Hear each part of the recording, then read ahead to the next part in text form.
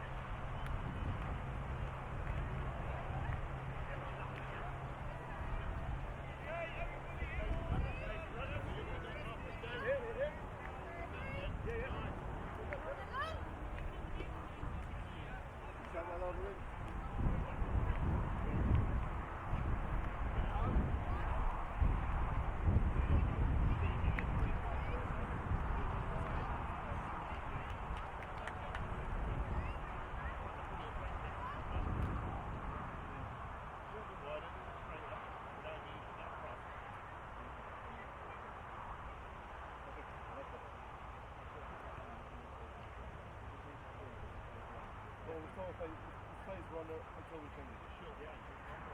We're closing up for a bit.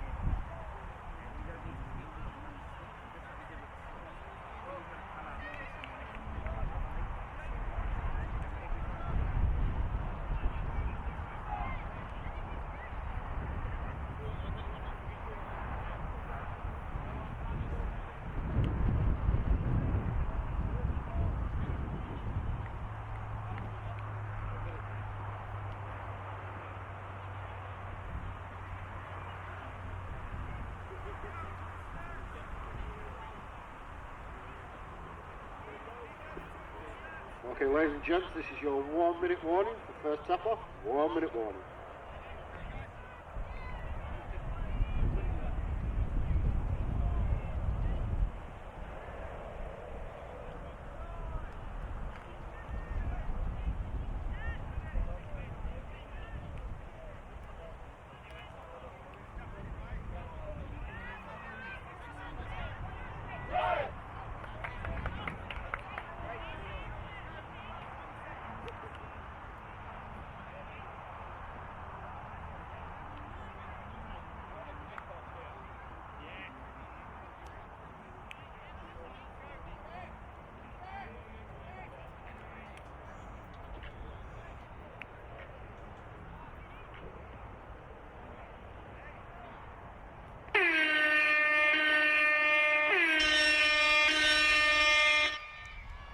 Very good morning and welcome to Oxford for day 2 of round 3 of the Belief Elite National Touch Series. What a day we had yesterday. The sun was out. We had 9 brilliant games for you throughout the day, and now we're on to day 2. It gets a little bit serious throughout the day. But our first game this morning, first up, it's Nottingham Hoods against CSSC London 2s.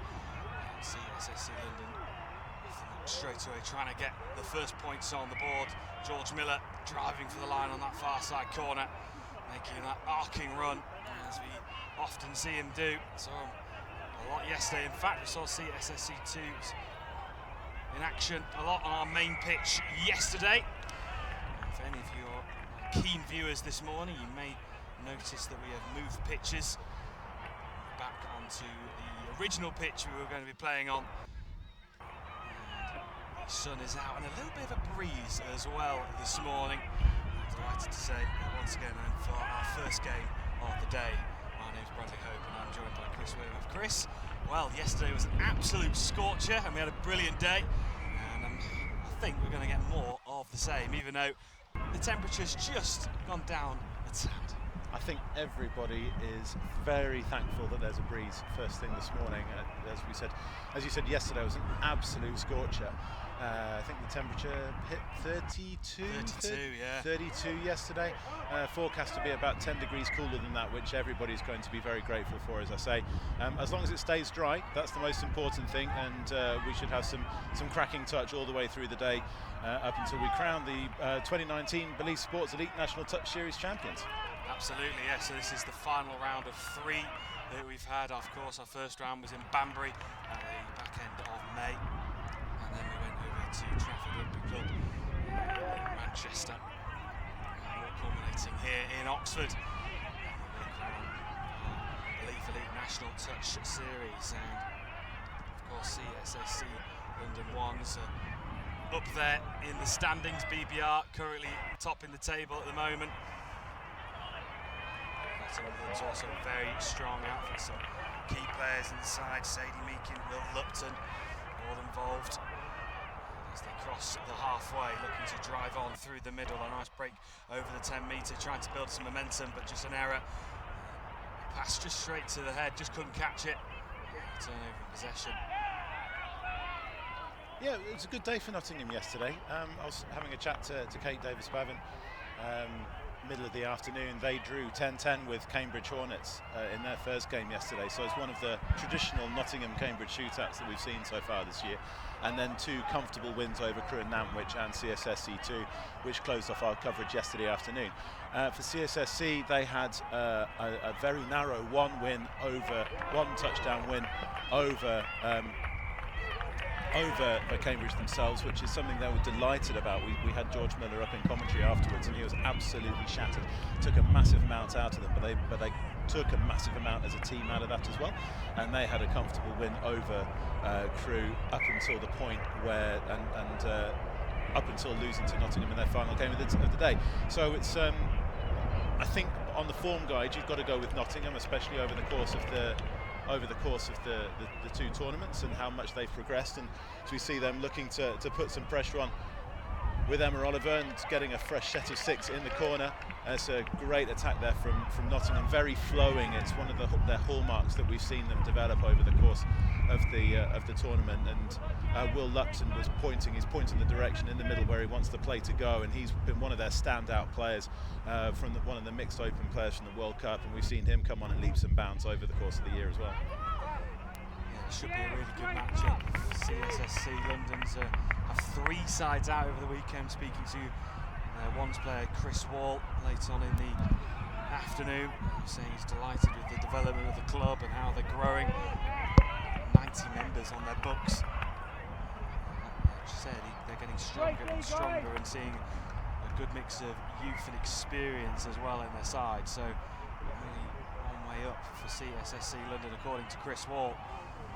Yeah, they trained down at Crystal Palace. I went down to see them over the winter, and on a Saturday morning, and despite the fact that a lot of them were preparing for the World Cup as well, they've still got all of their senior England players are there. You've got a mixture of people who are new to the touch. They're also organise a Monday night league as well in that part of the world, and Jen Mitchell, who's reffing here today, is doing a lot of referee development in that part of London. It's absolutely brilliant. They were worthy winners of the Club of the Year last year. As Will Lupton spoke about his prowess just a couple of minutes ago, he's opened the scoring there for Nottingham. It's a lovely dive, a little bit of a step, getting underneath Dan Wines in the defence. Dan's a big guy. He's one of those it's very hard for him to get down low. He's very good at getting down low, but Will just got underneath the attempted touch to open the scoring there. Deserved there for Nottingham. They've put quite a lot of pressure on, and you know, when you get repeat sets of 6, either all that started from Emma Oliver's attempted pass back inside, getting battered down, and then they had another set of 6 from a penalty. They, you know, getting that pressure 5 metres out. Something they were maybe guilty of in Manchester a couple of weeks ago was to not capitalise on those opportunities. They've done that exactly this time for CSSC now, and they've done, you know, they've held out. CSSC themselves have had a couple of good opportunities. You know, they've got the balls out to either wing, just haven't been able to close it out themselves. But against Nottingham, they're going to have to take all of their opportunities. Absolutely, Nottingham Hoods currently leading by 1-0 and have had large spells of possession so far in the opening 6 minutes. Our opening game here of day 2, but just an error on the halfway line gives a good opportunity now for CSSC.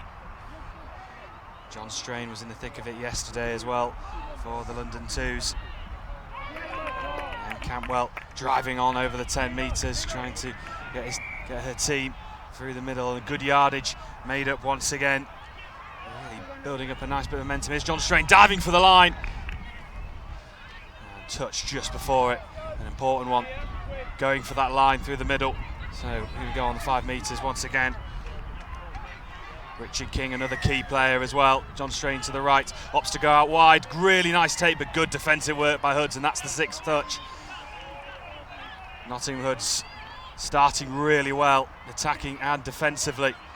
And they can now start an attack of their own from the back, and building up good yardage on this near side, getting fresh faces on. And if you didn't join us yesterday and you're a new viewer, that is one tactic you'll see throughout the day, getting over towards their subs box to bring fresh legs on, keep the momentum going, driving over the 10-metre line, going through the middle. Nice little change of direction there from left to right, but turnover. And CSSC now just wanted to take their time, just build it from the back, slowly working their way up the pitch over their own 10-metre line. Here's Leanne Campbell being involved early doors for CSSC so far. Here's Richard King driving forward over halfway. George Miller always seems to be involved. Here is Miller again. Grimsey on this near side wing, although a good attack building on that far side. Can they finish it off? No, they can't. And the Hoods defend well. They're getting players swarmed around this CSSC side. Look like they've had a good night's sleep and full of energy. And now they can start again over their own 5-metre. Nice, fluid start to their morning, really building up the attacks. Momentum's on their side at the moment.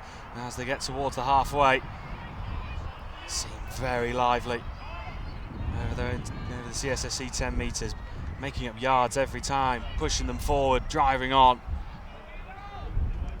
Yeah, momentum's key in this game, and we're seeing Nottingham get that through the middle. CSSC, you know, are going up through the middle now as well, and starting to go through the gears. Both of these clubs, both of these teams are dedicated to really getting on the front foot and trying to encourage the defending team to come offside, and we saw that with Will Lupton there. Look to shape, go to first to the right and then to the left, and to try and incite a deviation is the best way of putting it. I think, you know, when you start as a defender, when you start on the line, that you've got to go, well, when you make the touch and start going on a line, you've got to make sure that you carry on going back in that direction. Otherwise, you're going to concede a penalty. So you can't track the player. And we're seeing, and CSSC won yesterday as well. Henry Stratford, we were seeing a lot of him do the similar kind of thing. You know, being able to go left and right very quickly and within the space of 5-6 metres. And that was his. You know, and Will was doing exactly the same there. Yeah, key player in this Nottingham Hood side. Driving over the 10 metres, looking to get forward. Oh, that could have been a really good opportunity. 3-on-1 almost on this near side. Just couldn't cling on. And a great opportunity missed for the Nottingham Hoods to double their lead early on. So as we pass the 10-minute mark, halfway gone in this opening half, first game of the day. big presence in this CSSC side. See Richard King, and now here's Daniel Wines. See Grimsey on this near side wing. Here's King driving through the middle. Good fluidity to their attack in this one. Can they finish it off? Looking to go out wide, space opening up, and that was great play. And Natalie Grimsey finishes it off, drawing that defence into the middle, opening the space up on this near side, and Natalie Grimsey watched it all the way, took it, and an easy finish, and we're all square after 10. Yeah, that's a little bit of a defensive lapse there by Nottingham, but very well created by CSSC. It's the subtleties of the play, just to drag the link and the wing in a little bit. We can see in their sub box in terms of what they know they need to do if they're in that situation again. But when you've got somebody with the ability of Daniel Wines to be able to send out a long pass like that, then especially with no wind up as well, he just pinged it straight out 20 metres, and and that's a good score from CSSC, something they needed. As Nottingham go ahead, and that's the touch that's been given. Gareth Hines there, the referee, in the right place to spot that one. Yeah, Nottingham was looking to respond. One apiece then, after 11.5 minutes. Oh, but a poor pass, just maybe a lack of communication. CSSC London can now just start from the back, just taking the time. Sion Atkins now onto the field. Natalie Grimsey lays it off. The try scorer, George Miller, driving on over the 10 metre, looking to try and get to halfway. That would have given him just a bit more of an energy boost, a bit more confidence now, driving forward. Over the 10 metre line they go, fresh legs coming on to build this attack. Here is Miller, looking to go right, goes inside, driving on. Richard King, Miller picks it up, going towards the 5 metre, drives through, and the touch, and an important one as well. George Miller looked like he just sneaked through and was looking for the support, but a vital touch. And we remain one apiece. Yeah, if you're watching touch for the first time or wondering why George didn't go for the line himself, he picked the ball up as the half and he can't score. So he's then looking for support and going towards the end of going to the dead ball line. And all of a sudden, Will Lupton, who's the player who's got a massive amount of pace for the Nottingham Hoods, but that's why George was then looking for the support in that situation. So Nottingham Hoods looking to exploit some space. Oh, do they get in? Is the touch? Yeah, referee signals, and that's the turnover, final touch. It's a good take actually, but just that important final touch. And remain all square. George Miller inside his own half, always looks to try and get his team up the field. Over the 10 metre mark they go, towards halfway, getting over to that far side sub box. You see the rolling substitutes coming on to build this attack. Oh, a bit of a netball pass, and there we go again, a bit of a 1-2. Atkins and Daniel Wines in the middle. Here is Atkins driving on over the 5 metre. Oh, turnover possession, 6 touches. Oh, good defensive work by Nottingham Hoods.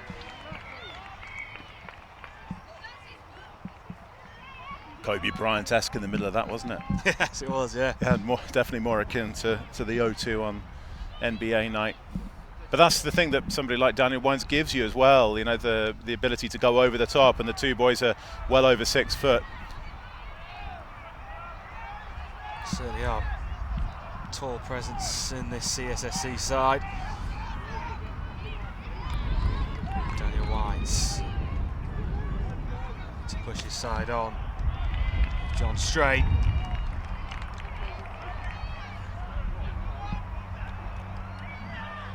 So 14.5 gone. It's been a very close encounter, a low scoring first half so far.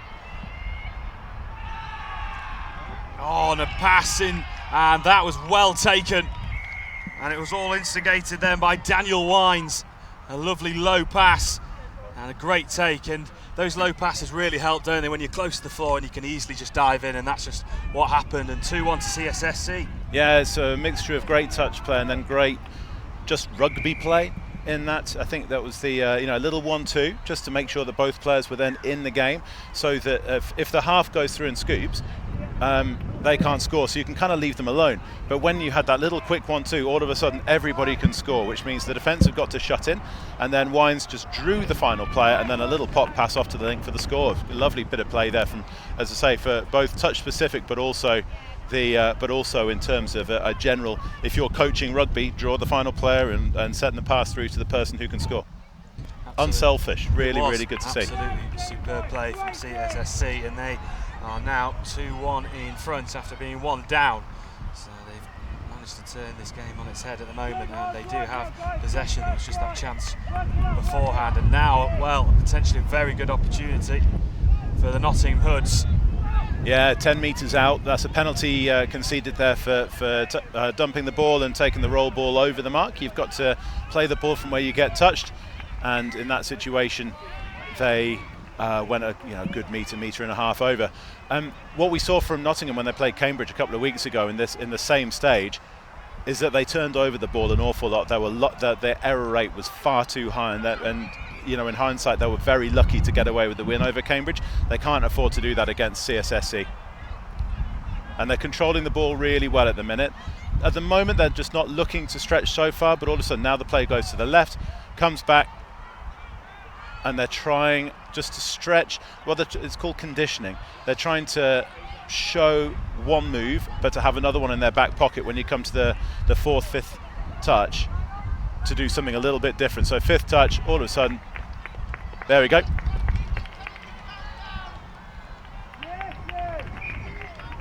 Touch has been claimed, but ball was down first. So you see, in that previous play, they're going left. All of a sudden, 5th touch, bang, go right, and then there's that little amount of space because you drag the defence over. You've given yourself an extra couple of metres, and then they've got the whippersnappers to exploit it. Which, as an old man, I really hate playing against whippersnappers like that. Absolutely. So 2 apiece then after 17 and a half. So nothing to separate these two. I think it's going to be nip and tuck all the way. And here comes John Straight, being influential so far. And looking behind us, London Scorpions taking on BBR as well. All action this morning. London Scorpions looking to try and put on a show, and I've got a score over on the pitch behind us. Yeah, we're going to keep an eye on that one. It's going to be one of those ones where, for the first time this year, for the first time in a while, we're up on the gantry as opposed to in the van, making the most of the weather that we've got. And so the other quarter-final, so the winners of this game plays the winner of BBR against Scorpions, and they had a cracker yesterday at 10-8, which we had on field 1, and 2 of the highest established clubs. Nottingham just going to ground. That pass just died a little bit at the death. CSSC getting away with one there, so you'll excuse us if we occasionally get excited by what's happening behind us. Yeah, it's all go this morning. 2 fantastic quarter-finals in action. We'll keep you informed of both as the game goes on, and CSSC look to drive on through the middle. Daniel Wines involved. That's the 6th touch. So turnover possession inside the Hoods half.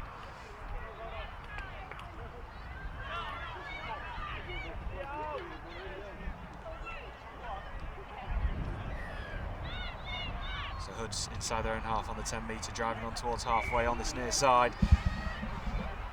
Going from right to left. So latest report from that game is that it's equally tight there. It's 2-1 to BBR. They've just scored their second. So the London Scorpions score that we saw was to tie it up. Fascinating games on both sides of the gantry. Absolutely, as Hoods look to try and dive in. No, not on this occasion according to the referee. So turnover. Referee just having a little deliberation. Yeah, so that's a 4 sub there for a bit of back chat. So we saw yesterday, this is the final play of the half, we saw yesterday Hot Rog, as George Miller called him, Hot Rog Neighbours, the referee, is renowned for not taking anything off players. And as BBR going for their 3rd to make it 3-1 again after the hooter in the other game. And That's it. So after not being given the score, there's obviously just a little bit of back chat, absolutely setting the standards now. Off you go, force another player to come on, and but Nottingham, you know, when they're 5 metres out from the CSSC line, you know, they can just come to cover, and that's exactly what they've got. We've got two fascinating games going on as we speak. Absolutely, so 2 apiece then on our featured game here on pitch number 1, and behind us BBR just getting that final try before the hooter go, so 3-1 to BBR at the break on pitch number 2. We'll be back for the second half in a couple of moments' time.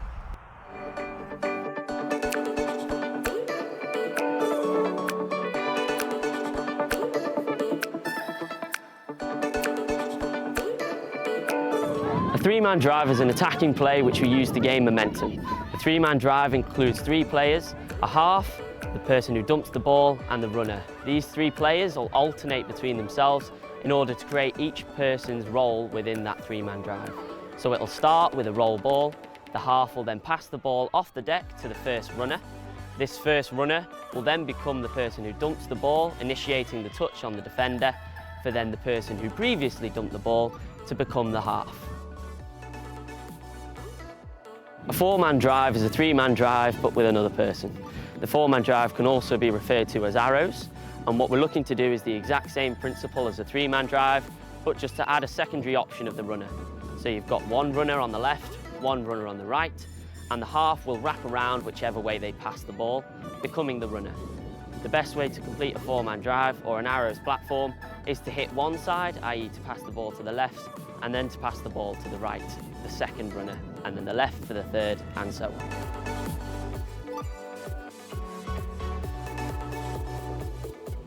A buddy is a 2-man play which we use to create the momentum for a 3- or 4-man drive. A buddy involves the ball being put down, stepped over, the half will then pass back to that same person, and they will run straight into the 3- or 4-man drive.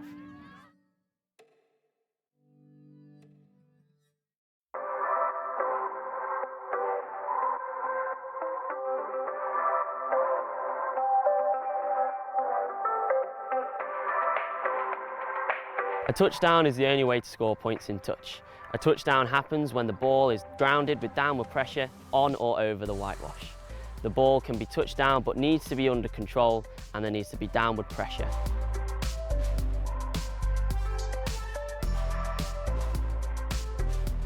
A touchdown is worth 1 point. As there are no conversions in touch, you can score anywhere along the line, and as long as there is downward pressure and it is under control.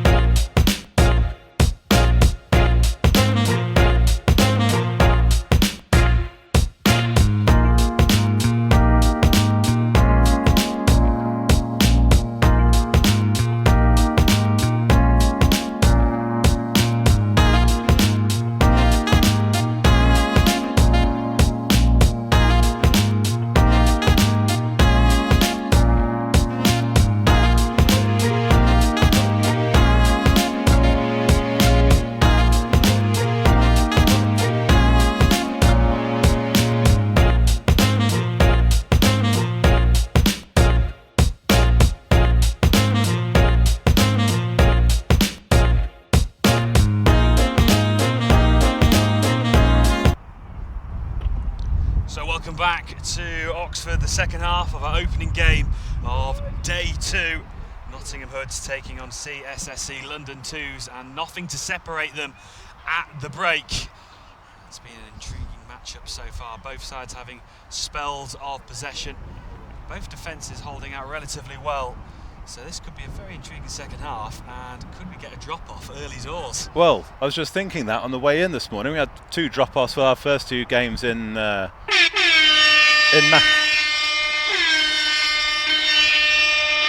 afraid you can get some tablets for that, mate. Yeah, that hooter, you'll be hearing that sound all the way through the weekend. It gives us a bit of a fright up in our gantry position here as we get underway, the Nottingham Hoods. And But Nottingham were involved in one of those drop-offs against Cambridge 2 weeks ago, and it could go down that way. I think, CSSC would have had a good evening in terms of I know they had a club dinner out in Oxford last night, and so it's a club with a lot of togetherness, and so they would have been chatting about themselves. They'd have recovered well, they'd have refueled well, and come out all guns blazing. Just in terms of the other game behind us, I think BBR scoring with the last player of the game after the last player of the half after the hooter could be crucial in that. There was only 2 touchdowns difference between those two teams yesterday, as we mentioned in the first half, and so to score after the hooter, and then Scorpions are on the BBR line, but they're going to have to score now to have any chance in that game. Yeah, we always talk about that period just before half time and after half time being very crucial. Yeah, Nottingham having had a score ruled out just before on the stroke of half time as well. You can see what it meant to them by the 4-7, a bit of back chat to the officials. And that's, they need to rule out those errors. I said in the first half that we saw against Cambridge 2 weeks ago, the error count in their own half. It was amazing that Cambridge didn't see out that game, and Nottingham just can't afford to do the same again today. Absolutely. CSSC London 2s, as we saw yesterday, can be very clinical in their own song, and here is John Strain, often one of the main instigators for this side that we saw yesterday. Yeah, what CSSC have, they've got a lot of experience in terms of the England seniors teams, so maybe not the opens teams, but the women's 27s, the men's 30s, that kind of area. So those kind of players, the Daniel Wines, George Miller, Keisha McLean on the far side. She was in the coaching side set up in Malaysia. Was part of the training squads. Those players have got the ability to stay patient, to not force it. Halfway line they go, Nottingham. Who's going to get the first score, if there is going to be one in the second half, and a bit of a lack of communication, and again another error, as we were talking, Chris, just beforehand. They can't be keep doing that throughout this game, otherwise they're going to get punished eventually. Unfortunately for them, it's CSSC way out from their own goal line, and here come the London club towards the halfway line. George Miller involved now, driving forward, always seems to make it really good yards. Now over the Hood's 10 metre, building through the middle. Here's Richard King. Simpson bursting for the line. Does he get through? Looking for support. Oh, and a touch. The support came too late. The turnover in possession, and it remains 2 apiece. And of course, we will keep you up to date with the game that's happening on pitch 2 between BBR and London Scorpions. So the winner of this game will play the winner of BBR and London Scorpions later on today.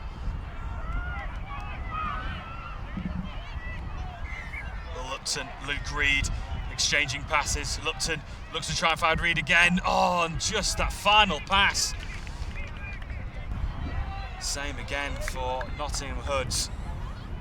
So close, but yet so far.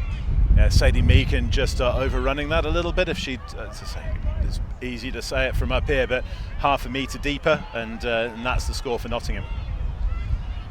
It's those fine margins that can potentially earn you a place in the semi-finals. So over the 10 metre mark they go. Richard King picked up by George Miller. Nice scoop up back in towards Daniel Wines. Now Miller. If George Miller tries to pop it off, and was hoping for that run of Daniel Wines, but he just checked back. So we said earlier on, first half, Roger Neighbours doesn't take any mess at all from players. Will thinks that there's been a touch and pass in that. There wasn't. He got back to make it. He's got to keep quiet. He's in this situation. Not only is he given a set of 6 back to CSSC, but also is that the player who's coming on to go into the defensive position has got to absolutely hammer it to get onto the field. CSSC going strong, still got a few touches left, and looking to try and seize this opportunity, trying to go out wide.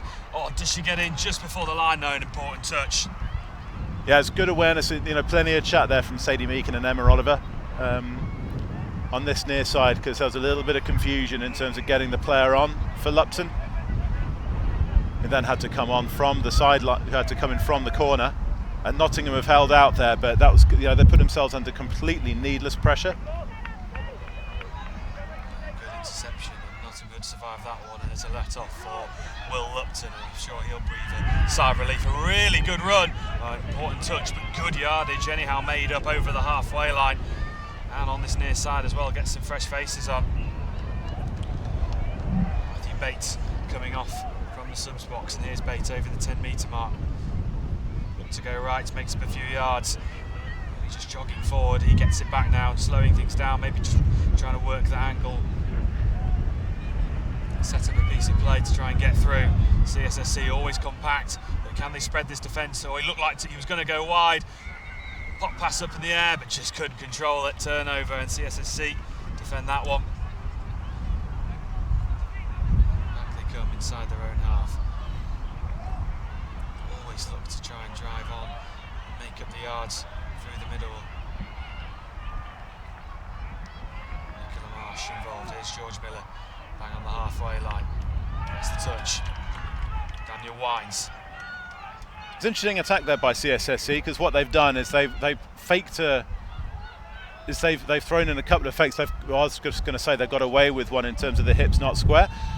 You've got to, when you play the roll ball, you've got to step straight over, so your hips have got to be in line with the score line that you're attacking, and that wasn't. That was more akin to being directly in line with the sideline, and so that's a turnover. But what we saw from CSSC is they faked to go through the middle in terms of a drive, then they faked to get a sub, to get a subbing move. They're asking questions of the Nottingham defence, even in the CSSC own half. They're just pulling them a little bit, trying to create a little bit of space, causing some uncertainty. Nottingham did well to hold out just then and to go up to the other end, but it was a 6th touch and a turnover.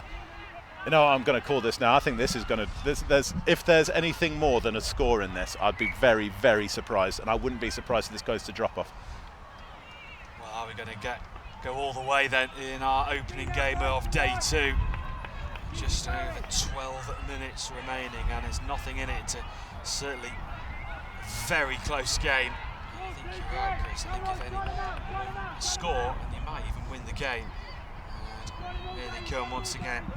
There's Natalie Grimsey, got one in the first half, an important touch. It was William Simpson coming in, still with the London club though. Oh, the poor pass, and the pressure fades, and now Nottingham Hoods can just start again from their own 5-metre. Frustrating for CSSC there, especially when the defender got caught in, did exactly everything right. Link gets dragged over to the wing, gets trapped with defending with her shoulders towards the scoreline, towards the sideline, as opposed to staying square, and then slipped over as well. And CSSC should really have made more of that.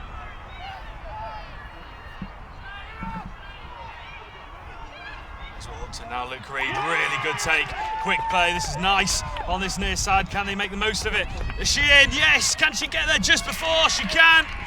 And Nottingham Hoods potentially have a crucial try, and that was a well-worked move, passing from left to right and just getting in on this near side, and that burst of pace. Kate Davis-Bavin just coming in on this near side, and Nottingham Hoods potentially, even though we have just over 10 minutes remaining, that could be an absolute crucial score. Yeah, lovely ball handling into play there from the Hoods to put Kate in over in the corner, and then a little bit of pace just to take her over the line. How does CSSC London respond? George Miller looking to drive his team on. Here's John Strain looking to move up the field along with Nicola Marsh. So I see Miller coming on the wrap now. There's Miller on a bit of a swan dive, and the referee confirms it, and they hit back straight away. So 3 apiece, and an important try for CSSC London. They're back in this, and it's 3-3 thanks to George Miller. Yep, shouldn't really have scored that. Nottingham did everything right. You see, Miller came on the wrap to try and disrupt the Nottingham middle defence. They were aware of it, they could see it coming, they were talking, they stayed on their player, they knew what was coming across, and then he still managed to score. So somebody he took his ghosting through pills this morning. So 10 minutes remaining, looking to try and spread the ball to this near side. Nottingham still in possession. 5 metre line. Are we going to get 3 quick tries? Could CSSC hold out this attacking phase? Wilson just laying it off, just having to retreat back. They force an opening. Okay, Davis Bevan, who got that try for the Nottingham Hoods on the 5 metre. Can they spread out wide? Space opening up. Can they finish it off? Comes inside. Nottingham Hoods still going strong. Can they finish it off? The dive comes in. And the referee looks to give it. He certainly does. And that was well worked. It looked like the chance had initially gone. And a great arcing run towards the corner and a brilliant dive. And Nottingham Hoods back in front. What a couple of minutes we've had. Yeah, we have. It's great diving score in the middle. That's one. That's Denny Solomona-esque. That is. That's more akin to what you see the really good league wingers knowing exactly where the scoreline is, knowing exactly getting the ball in the left hand, running around on the arc, and then diving out, reaching in, and going around the far player. I think again, Nottingham would have been disappointed to concede to George Miller. CSSC again would be disappointed with that one because there actually was really nothing on. That's something out of nothing, and a great score from Nottingham. This one is going to go all the way down to the wire. How long's left? We have 8 minutes remaining until full time, or maybe just a lapse in concentration there from William Simpson, and turnover. And now the Nottingham Hoods look to get an attack going themselves. If Nottingham Hoods can get another one and get a 2-point advantage, that could prove very decisive if they cross the halfway.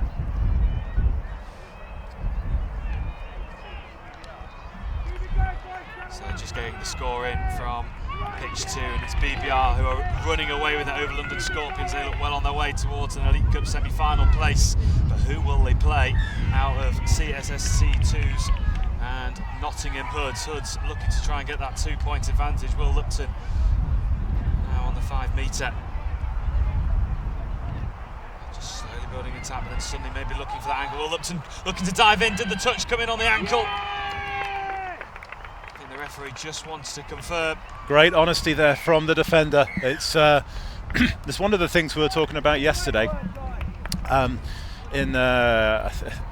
can't remember which game it was. We covered 9 games a day, but it was one of the things we were talking about yesterday. Was that in the fine calls is that if a player is honest and saying, "Look, I dived, I came very close, I didn't make it," then defensively, it makes for a better game because there's going to be less aggro. Because when you do have a call for it in terms of the fine touch, then you're more likely to believe the defender. In that situation, great honesty there from the CSSC defence. Crucial, 2 scores up now for Nottingham, coming into the latter half of the latter quarter of the game, and it looks like they're going to play BBR. But George Miller ghosted through the middle, and this time great communication there with the on-field referee Gareth Hines. He was calling the defender back to the whitewash, and she never made it, and Miller just kept on attacking and was called through by the referee, played on, scored, and then back down to 1. So commentators curse and all that. It's just a quick one about the game behind us. I know it was really tight yesterday, but BBR have bolstered their team overnight. So Ryan Mimchik, who wasn't here yesterday, England Men's Open player, legend, 76 caps for his country over 10 years. He's come in, and whereas Scorpions have they're lacking 2 of their big players, Dom Tripp and Zan Hudson, who are the captains of the Men's Open and Women's Open respectively, and that kind of difference makes all the difference. So yes, BBR looking to advance to this Elite Cup semi-final, but at the moment we've got a real game on our hands with just over 5 minutes remaining until full time. Only 1 point in it. Can CSSC London equalise and get this back to 5-5 and really set up an intriguing closing minutes in our opening game here on pitch number 1, looking to build an attack. George Miller involved. Here's Simpson driving over the 10 metre. This is really good momentum building up, but George Miller lets slip, and that was an opportunity lost. But they are now, thanks to the referee just seeing something, and a really good opportunity here for CSSC London.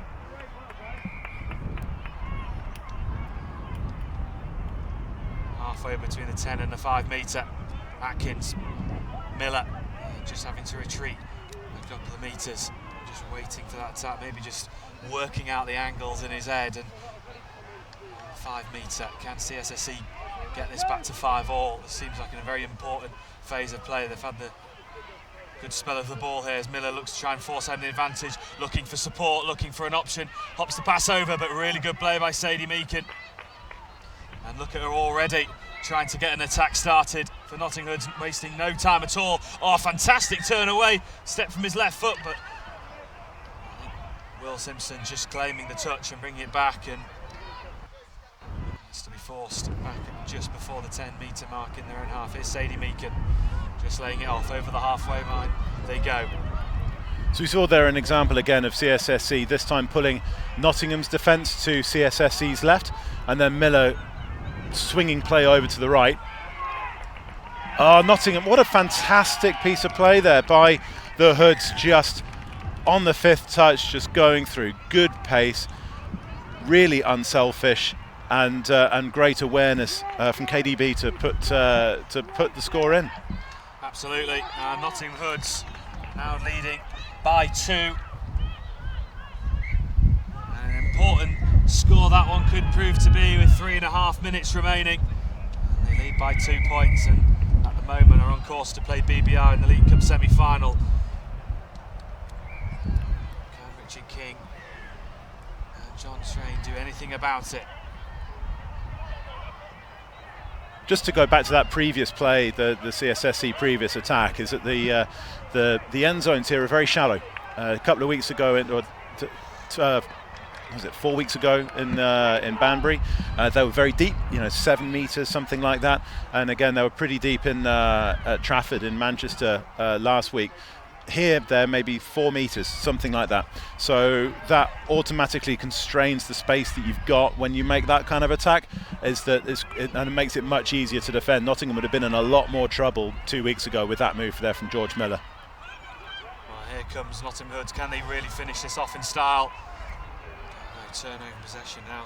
This is a really big opportunity for CSSC London if they want to try and force this to 6-all, maybe get this sent to a drop-off, but poor miscommunication, and that is not what they needed.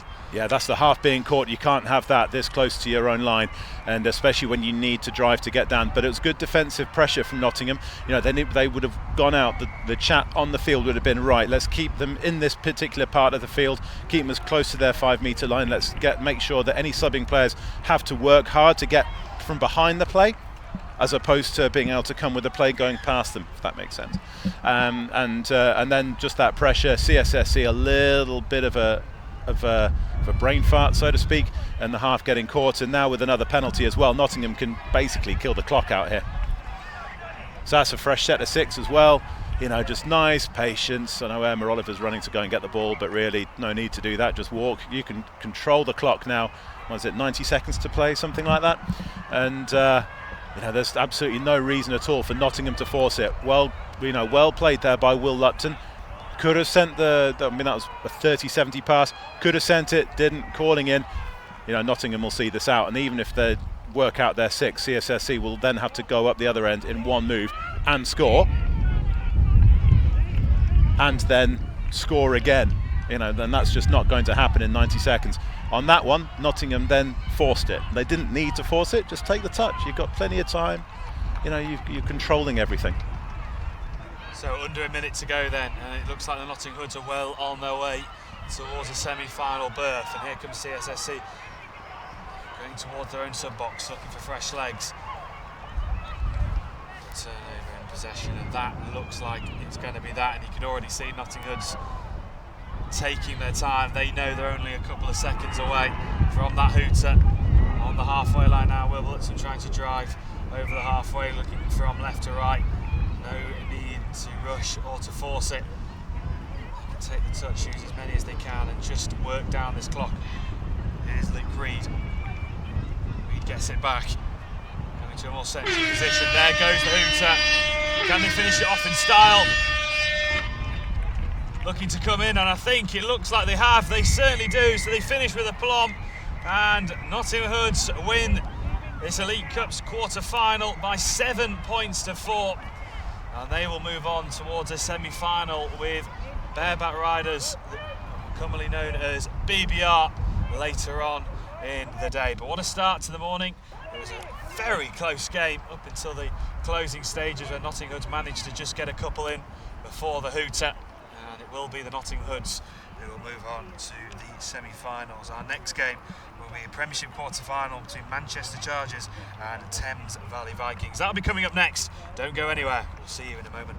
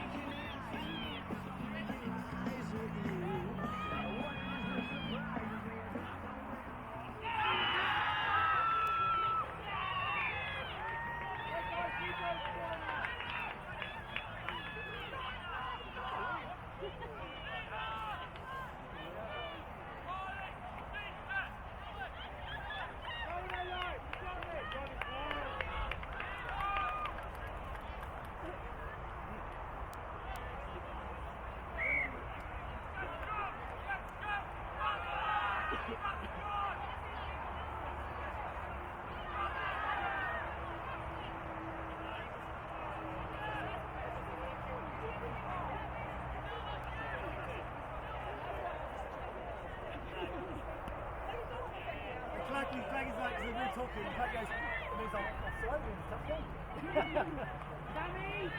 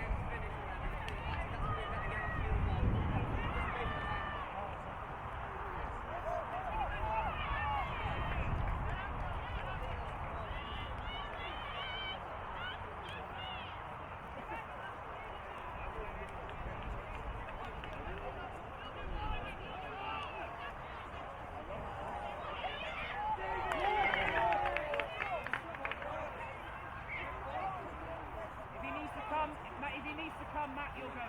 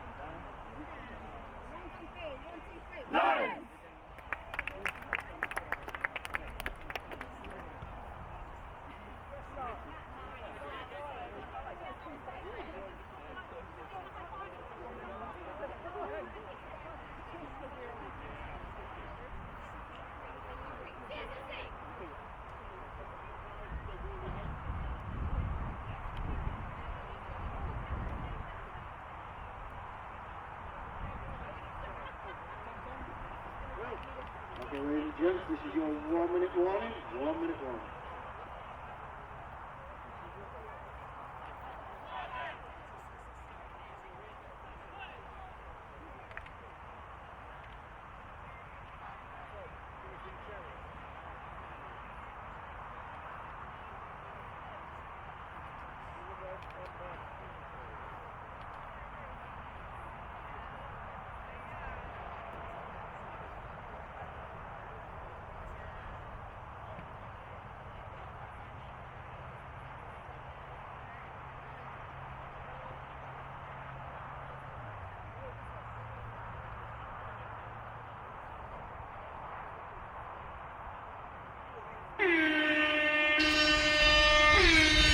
We go then, our second game of the day here on our featured pitch in Oxford, the Belief Elite National Touch Series Round 3.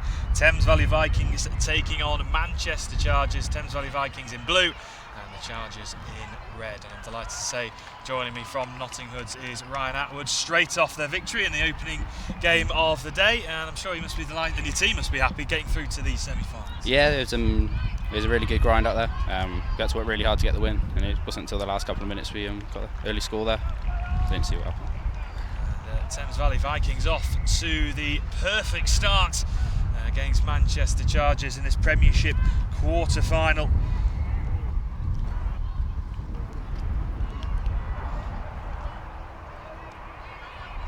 So what's your team's aim then? You're trying to get to the final. I think we were thinking you were going to be up against BBR in the semi-finals, but I think it's changed. I'm not too. We were saying it was going to be BBR who beat London Scorpions in the quarter-finals, but I think our main man Chris Wearmouth is going to be sorting all that out throughout the day, and we'll keep you updated on who's playing who. So as a team, we've made the semis the last two comps, and our aim is to make a final this year. And hopefully go further. So hopefully today's the day. Really putting a good show. Absolutely, and I'm sure, I think a bit like everyone, the cooler temperatures must be helping a bit. It was a bit of a scorch yesterday. Oh yeah, the back end of yesterday, especially that last game, we were out on our feet. The amount of times we come off, and myself, I was. If you watch the footage, I was dying. It wasn't a good watch. No, it was certainly very, very warm as Thames Valley Vikings looking to try and add a second early doors on this occasion. Quick feet in the middle there. Manchester Nice Chargers. touch at the end, too. Greg Cropper, who's just on the subs box at the moment, always seems to be a key player in this side, and as he makes his way on now. Ooh, not sure she's waiting for hands in the middle there. Just a slight slip, but getting towards halfway and driving over. Good yardage made up, looking to go right. Just That was half, I think. We've got it. I know, we're playing on.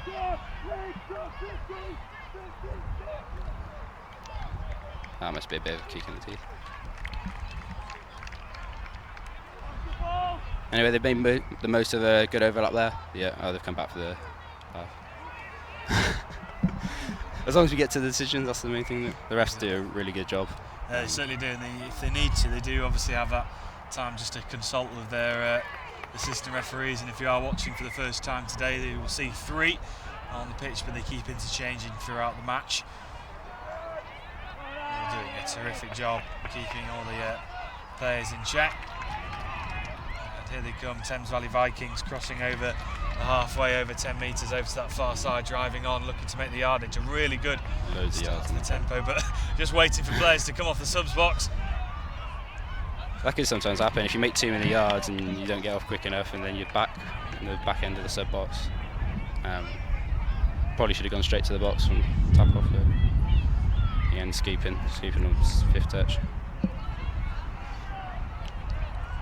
So Manchester Chargers looking to drive on. Here's Greg Cropper now in the thick of things once again, getting over towards their sub box, getting a few fresh faces onto the field, just waiting for that support. Henry Burton and Joe Meadows involved here. Here is Meadows back with Henry Burton, back Henry setting up a inside scoop. with Meadows. Bit of a link-up play going on in the middle there, trying to spread out wide. There's a bit of space opening up, look to try and go herself. Sarah Bellew, turnover and possession, and a really good flow to the game so far from both sides. Yeah, both teams having a good crack. Good crack at it. It's first game of the day, so I'm sure they're keen to get the cobwebs out of their legs from yesterday and run hard. Here's the youngster Kai Andrew. Good mixture of youth and experience here in this Thames Valley Vikings. Kai Andrew involved heavily in Banbury when we saw the Vikings in action a few times. Crossing over halfway line now and towards that 10-metre mark. Yeah, the drive lacked a little bit of momentum there, so Manchester did really well in defending that, holding them back. And it's just gone to ground. They'll probably be looking to use some sort of tap-off move from this position or come to the box. So a few fresh faces now on. Fresh Sarah legs. Bellew involved. Welcomes Vicky Tomlinson as well, but she makes her way off. Greg Cropper now over the 10-metre, going through the middle. Can they work some space out to the wings? A bit of space opening up on that far side, but Greg Cropper looking to go alone. Can they get the touchdown? The It's going to be a tight Vikings call. player claiming the touch. And the referee agrees. So back towards the 5-metre. An important touch, that one. Looking to go out wide again, looking to go inside. Again, really good defensive work by the Vikings, spreading down that far side. Cropper back in to the middle. Yeah, so getting the penalty off that scoop through. They're just looking to use a couple of touches, set something up, maybe condition the defence a little bit. You can see players there pointing where they want the ball dumped, which way they want to split it. So there's Greg Cropper in the middle, Josh Burrows to the right. Just taking his time. Here is Burrows now, here comes the overlap, looking to try and drive through the middle. There's some space opening up, an important touch.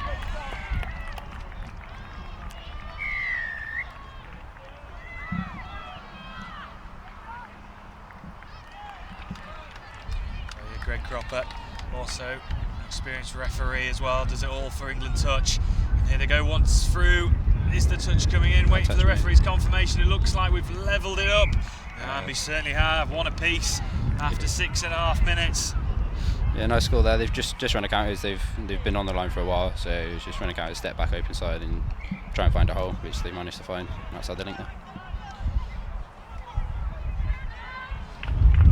We're going to see another really close game, as we saw in our first game. Although the Hoods managed just to pull away in the couple of final phases. Kai Andrews now might be a youngster, but he's always tries to get on the ball and instigate play. Here is Andrews once again. Henderson back to Andrews. This is a nice build-up play. Nearly squeezing through there. Nimble on the ball. Lucy Richardson was there just to the left of Andrews. Here's Henderson once again. Kai Andrews picks up Henderson coming on the right, although Kai Andrews decides to go left of Henderson. He gets to dive in. And he looks like he's got it. Referee just confirms for us, and that was really nice build-up play between Andrews and Henderson. Henderson diving for the line with his right hand and getting in. And 2-1 to the Vikings. What a good start to this Premiership quarter-final, and a nice build-up play. Yeah, really good finish. Again, they took their time, they set it up, so they sent a sweep around first time. Run the same move again, but then just picked up, went almost against the grain, is what we call it. And a really good dive in the hole he found. To push on now, let's go through the middle. 6 again. Yeah, really good momentum off that drive again, actually. Cropper using all of his experience now. Pete Bowyer now with Greg Cropper. Just retreating a couple of metres now into the centre. Greg Cropper waits for the touch to come, looking to drive on this near side, and the touch comes, and Pete Bowyer just signalling to his middle just to say the winger was on. Georgia blessed. Yeah, another penalty on the line here for Manchester. They're really drawing out these penalties from this Thames Valley defence at the moment. He's driving through the middle, looks for the dive. Kai Andrews was there along with Lucy Richardson, but the touch doesn't come, and the Chargers are now back to 2 apiece after 9 minutes. An important try and 2 apiece. Yeah, it's been a really good start to the game, back and forth, hasn't it? Yeah, really good flow from both sides. Good intensity, as we've seen early on in this morning from all 4 sides so far in opening games. As long as I get away with that one. It's a loose pick up and an error. And Manchester Chargers can now pick it up and go from inside their own half, look to try and force away to the halfway line, as they do, and they cross it. Meadows involved. Here is Meadows looking to right to Josh Burrows. Burrows drives on through the middle. Meadows picks it up back with Burrows in the middle. Those two linking up. Sarah Bellews to the right. Vicky Tomlinson on this near side, and also keeping you informed with the game going on behind us. Oxford getting the score on pitch number 2.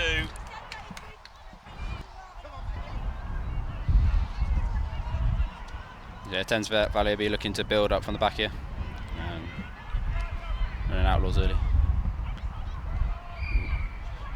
Just stepping over the mark, looking to give the ball, didn't quite get it away. It's important not to really give as many errors as you can inside your own half. Of course, fresh set of 6, and it's as an attacking, obviously when you're attacking the opposition, it's so important to try and utilise that fresh 6 when you've got so little ground to actually make up.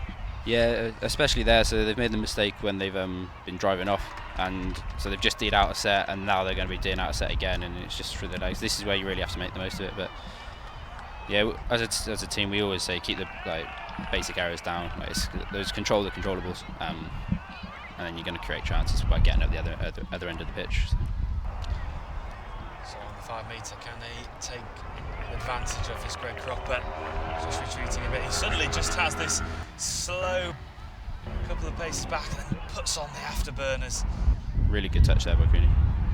Henry Burton looking to go to the wing. Great take, and I think she just manages to get in before the touch.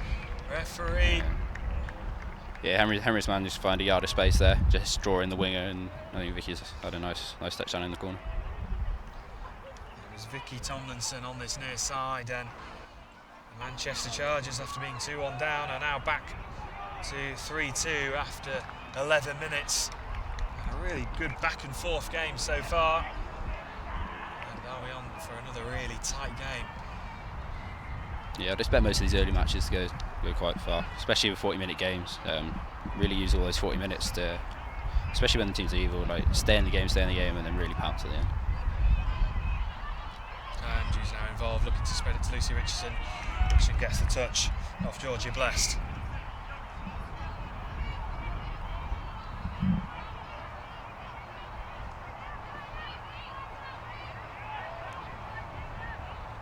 Lucy Richardson goes over the head of Kai Andrews. Good defensive work by the Chargers, really pressuring them down and hunting in packs, and the Chargers get the turnover and they look to try and force the initiative straight away with Josh Burrows now crossing over their own 10 metre. Good momentum building, look to go inside. Meadows driving on over the halfway line, now over the 10 metre mark with Henry Burton. Meadows eating up the yards once again. Here's Henry Burton. Does the touch come in from Kai Andrews, claiming the touch? Yeah, so I think he's made the touch there, but he was probably offside, so the rest said play through. So they've got the advantage by going through, haven't quite managed to find a hole, so all's good there. Sometimes the Vikings, a bit of space opening up. Good yards made up. Well, it's foot race. Look Has at he got this. it? What a run this is, even the referee can't keep up. And over the 10 metre, and they had to retreat a bit, but that was a really good run made by Charles Newton. Yeah, really. So even though you have your patterns off, so they're looking to run outlaws, I think. Even though you have those patterns of the sun move, if there's a hole, you may as well take all the yards you can. He'll be enjoying his little break now. Henderson on just a fizzed-in pass, couldn't be claimed. Julia Cole over on that far side, and a turnover on their own 5 metre. Manchester Chargers to go through the middle once again, and then opting just to get towards their subs box, and you'll see a few more coming on now. Pete Bowyer. Burrows picks up, here's Greg Cropper. Good yards made up on the 10 metre. Greg Cropper gets it back. Looking to go through the middle. This is a really nice piece of attacking play. The pass comes, and just couldn't be controlled. Julia Kang on that far side, just couldn't control it, but it was a really nice pass over to that far side. He just whipped over, just couldn't be claimed. Yeah, so they've set up that the scoop again. Just run over 33 scoops, stepped open side, tried to find the wing early. It's a hard ball to execute and take them in. Kai Andrews on the halfway. Newton.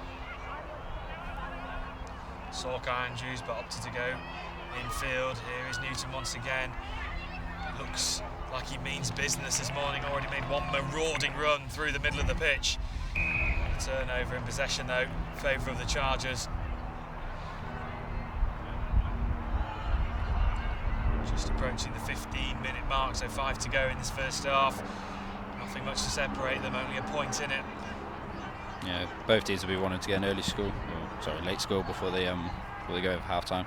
Maybe get a couple of back level. Players often talk when we've been over the last couple of rounds, that important phase just before half-time. You know, if you just get a point in and maybe, in this case for the Chargers, potentially extending that lead, it can be so critical, can't it? Yeah, it really can. It's just going into that half-time, it can determine what the team talk says. Obviously, you have your basic technical points from the rest of the half, but it's just the general feel around the game at that point. Especially if you got tap off in the second half, you score just before, then you have another go at the line. It could be 2 scores early on in the second half, and make it be a real game changer there. Thames Valley Viking crossing over halfway. Just lapse in concentration. Yeah, tie in the middle there, wasn't it? Brennan in the middle, and the Chargers now look to come forward and actually even retreating back towards the halfway just to get some fresh faces on. Joe Meadows now on with Burrows. Burrows and Meadows just in the middle there. Bowyer now coming into the picture. Inch the way closer towards the 5 metre. And the pass goes wide. Good take by Bless, looking to go inside. Bowyer takes it, waits for the support. Burrows now wants to go back. Blessed again. Really good defence there by Queenie. So Victoria. So she plays at Loughborough Uni with myself. Yeah, she's up off the line really quick there in the face of the defender. Can't go anywhere. So Vikings inside their own half. 3.5 minutes remaining till the half-time hooter. Over halfway they go. Can the Vikings get one before half-time? What's been a very close encounter indeed, as we probably will see throughout these games today, as in these knockout games where the pressure is cranked up a notch. Again, another 6 completed though. Thames Valley are looking to do that, especially with the few errors they've had. As many sets of 6 they complete and scoring opportunities to create, I'm sure they'll be delightful. Georgia Bless just leaving the ball. Greg Cropper comes on. Antigua involved there on the 10 metre. Greg Cropper looking to organise something. And here, goes in, here's Tiga. Laying it off. On the 5 metre, Greg Cropper picks it up. Looks to just pop it off. Oh, just very last pass, although it looked like I think the Vikings defence was well set anyway to stop the score happening. Yeah, so they just run a 32 short, looked to come short side. They looked to be really compact short side. Better option might have been to step back and go long open side, but by the time he's dived and passed, I'm not sure he's going to change his body around quite as quick.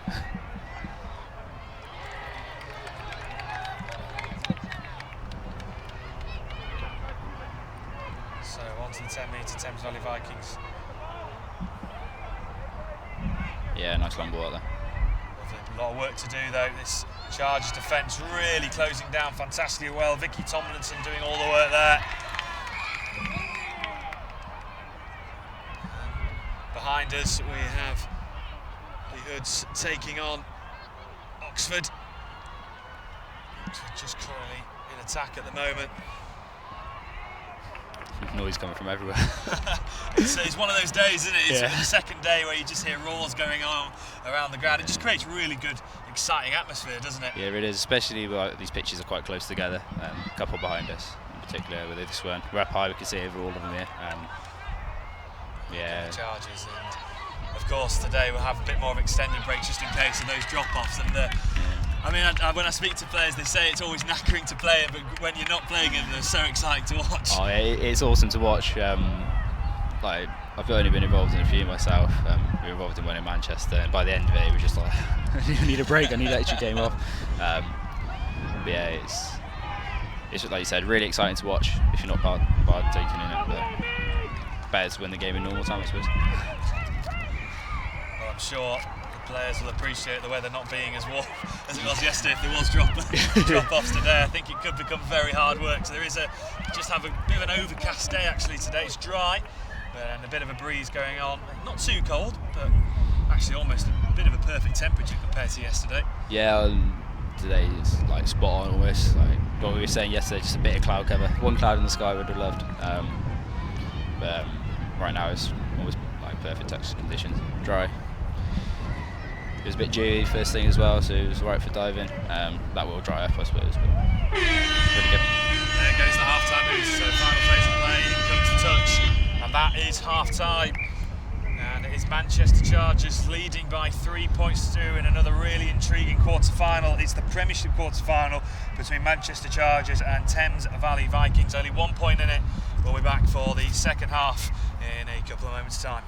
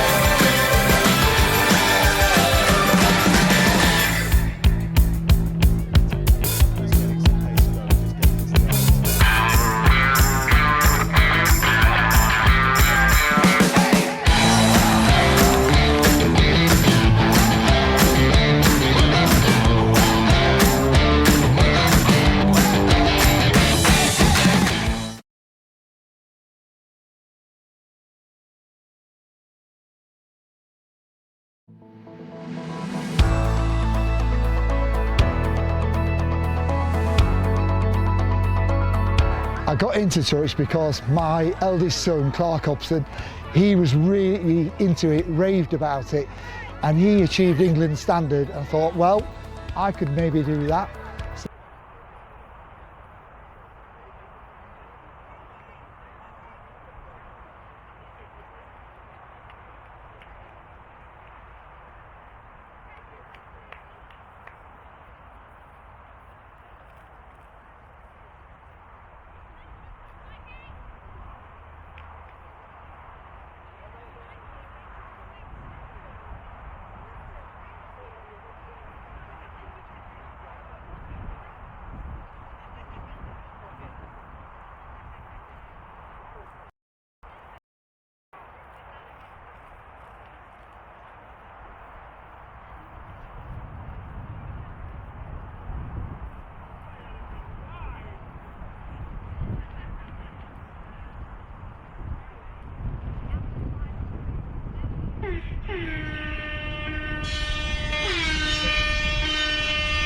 So here we go then, second half of our second game of the day.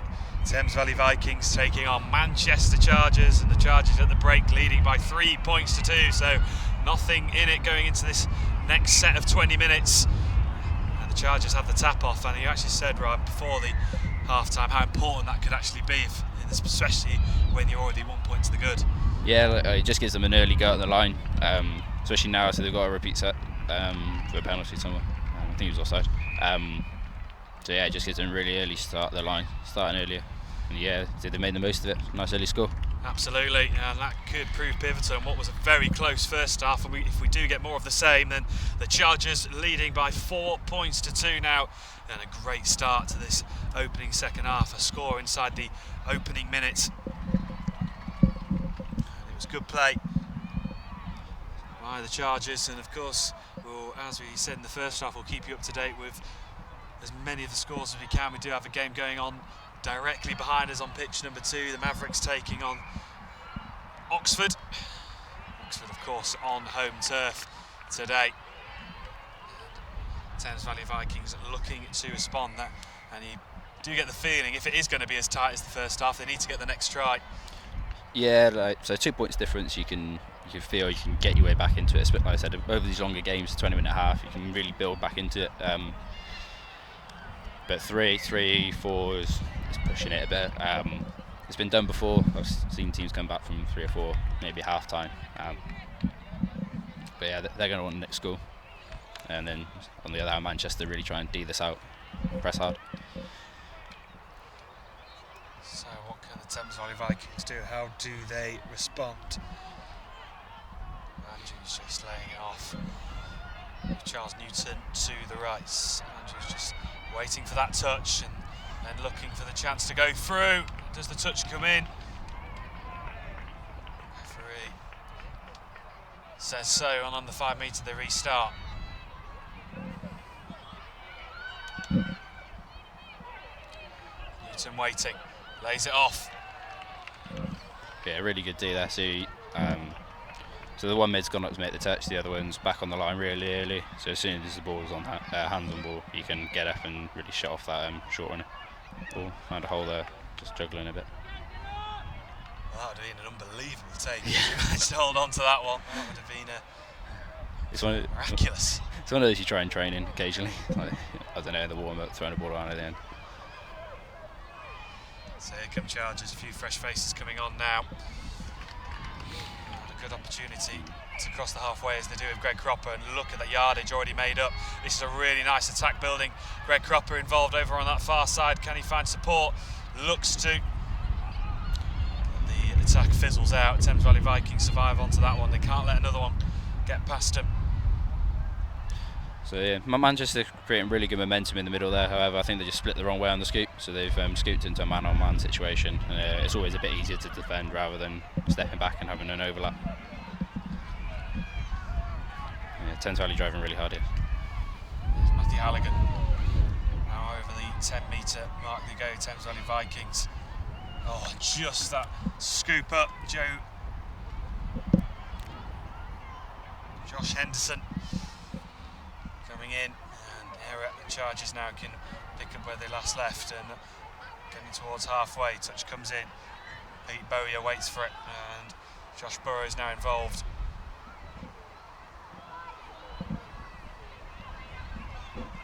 Burrows. Over the 10-metre, Burrows gets it back. Meadows is to the right, he looks to go himself. Good pass inside. Meadows turns away nicely, but a critical touch from Lucy Richardson, and the turnover in possession. So yeah, same again on that scoop. It looks like they're trying to set up a 33 scoop, but the dumper's just gone the wrong way, and he's stepped onto where they think a hole is, but it's just man on man. Oh, just a slip over on the 10-metre mark.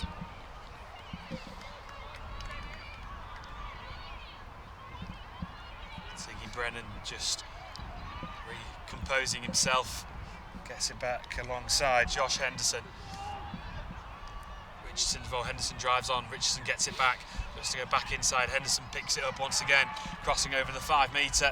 Oh, just fizzles out in the end. They were just getting closed down. Good pressure from the Chargers. Yeah, they've done well to roll into that, so he's gone for a 32 scoop, just reset and tried to go again. Hasn't quite worked out, but that's a really nice setup play. So it's basic errors we were talking about earlier in the drive. Important opportunity now here for the Vikings. Can they use it? Richardson was his team back, looking to drive on and looking to switch out to this far side. Oh, and just couldn't take it. The space actually had opened up on this near side, and a really good opportunity goes for the Vikings. The Chargers survive. Looking not to make that same mistake again. Here they come towards their own 10-metre, building up some good yardage. Henry Burton now on the halfway. Greg Cropper takes over. Always, as soon as he gets the ball, looks to drive on through the middle and always eats up the yards. Oh, this is good play by the Chargers. Can they finish it off? Back inside. Oh, good covering defence from the Vikings when they needed it at most. And the Vikings defend well, and the Chargers don't get that 3-point advantage. They created themselves a really nice overlap there. 2-on-1 with the winger, some good covering defence. Just puts the pressure on. It's always a bit harder when someone's running at you to get the ball away or make that crucial decision. It's a bit forward. Becky Anderson just leaving duties, giving it to Newton now. Kai Andrew, what can he do? Back with Newton. Headband and shades on as well. And here comes Newton driving through, makes up some good yardage, but turnover. And an important touch, that one, from the Chargers to stop Newton from going any further. Yeah, even if you don't have that scoring opportunity, it's always important to leave the ball in the opposition's 5. It just means they've got to go the furthest distance. Ideally in that far corner from their box, so they've got to work all the way across. But yeah, leaving the ball as close to the opposition try line as possible is always the best way to start a defensive set. Really nice touch in there. He shut him really tight, but he still managed to make the touch on his man. So really good position. To try and drive on through. That was Josh Burrows. An important touch, and it stops the Chargers from going any further. So turnover, and both defences holding strong here. Who's going to get the next point? The next one will be absolutely crucial if we do get another one as we approach the 28-minute mark. So just over 12 remaining of this Premiership quarter-final. Anderson laying it off, and they try to drive on through. Number 34, Josh Henderson, making up the yards. Over the 10-metre mark they go. Henderson picking up, looking to his right, but opting to go left. Oh, just when they needed to hold on. Yeah, it's been a couple of times the ball's gone down in those sort of critical areas. They just look to reset or looking to get that scoring opportunity. So inside on the 10-metre, looking to get to halfway. Good layoff from Vicky Tomlinson. Gets involved. Greg Cropper lays it off. This is a nice little attack building, and when Greg Cropper's always involved, they seem to build up some really good momentum. Can the Chargers add a 5th to the scoreboard? A really nice run and a critical touch. Yeah, I thought he was in there. It's a really good touch, by the way, on the far side. Just coming off her waiting to shut off. Holding space really well and then making a touch when she had to. It was Joe Meadows who initially thought he'd managed to sneak through.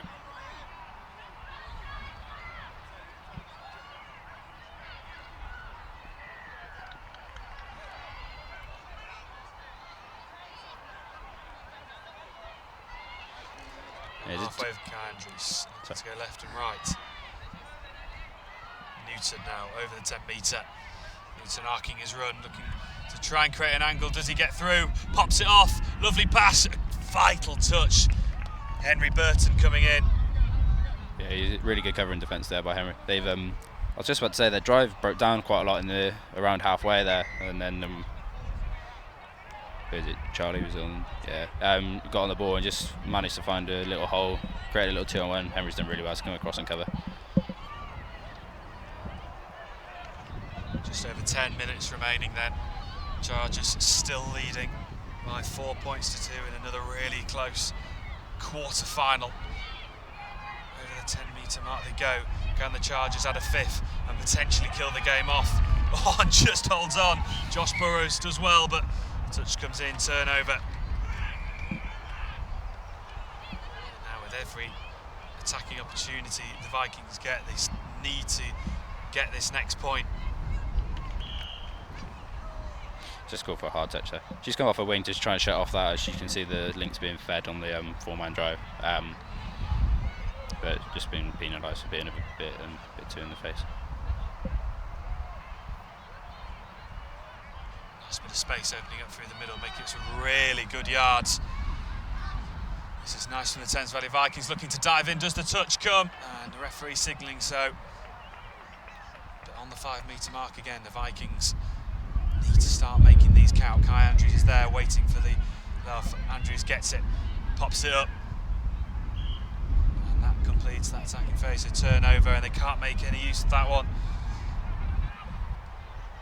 So 9 minutes remaining then. 9 minutes away for the Chargers to get through, to get to a Premiership semi-final. On the halfway mark. Simons laying it off inside. Cropper.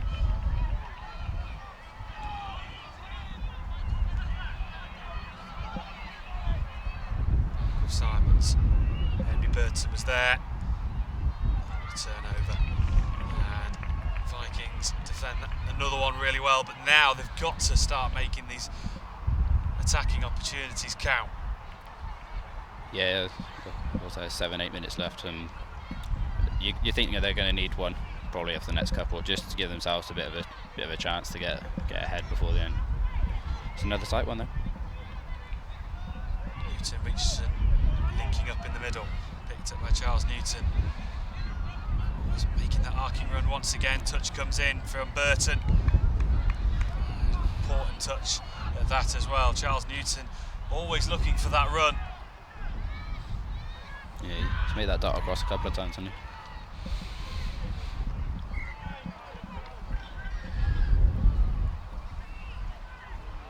Blessed laying it off to Bowyer. Back into Peter Strachan. Bowyer gets it back. Teager's involved as well. Now here's Bowyer. Teager once again looks to go left. Oh, just in front. Oh, Vicky Tomlinson got one in the first half.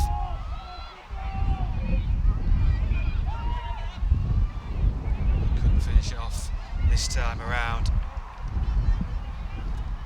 7 minutes remaining then of this quarter-final. Newton again making some really good yards up, trying to get to halfway as they do. This drive looks a bit better from Thames Valley, bit of momentum into it. They'll probably look to scoop off the back of this and get a half. Yeah, it's just broken down a bit.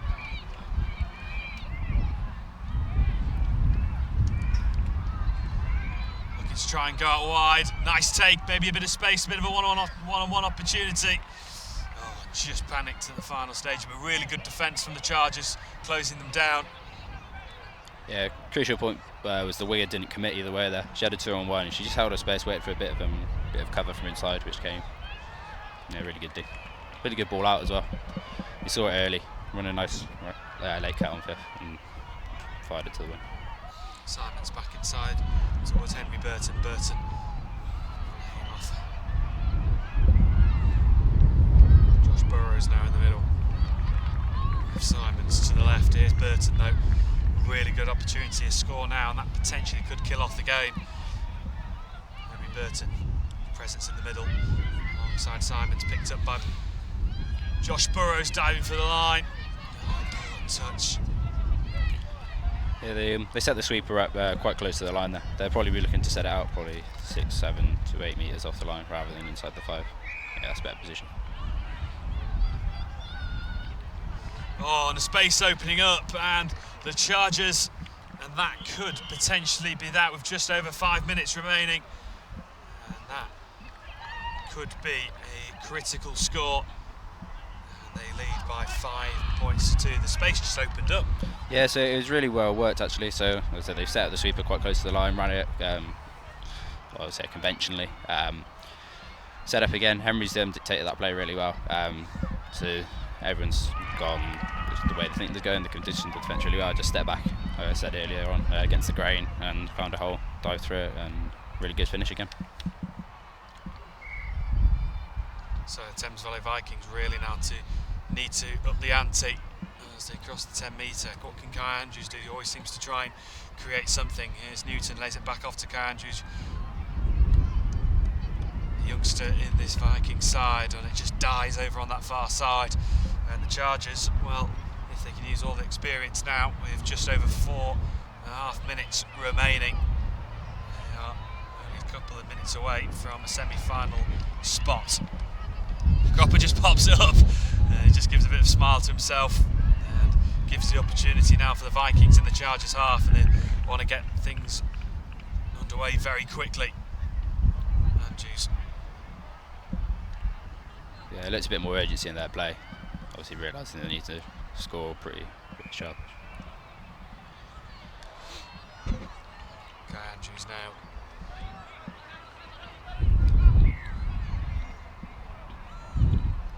Slowing the pace down, although now up in the ante, looking to try and get into this corner once again. Touch comes in. Can they force home something? Oh, just that final pass once again. But again, actually really good defence from the Manchester Chargers, closing them down, limiting the space. The Chargers at the moment well on course. 3.5 minutes remaining. Yeah, they'll just be looking to go through their processes now, not giving away any silly penalties, no base. Oh, as I say that, it goes to the floor. Well, there we go. The commentator's curse in full flow. The Vikings don't look in much of a rush to try and get underway. Just getting a few fresh faces onto the pitch.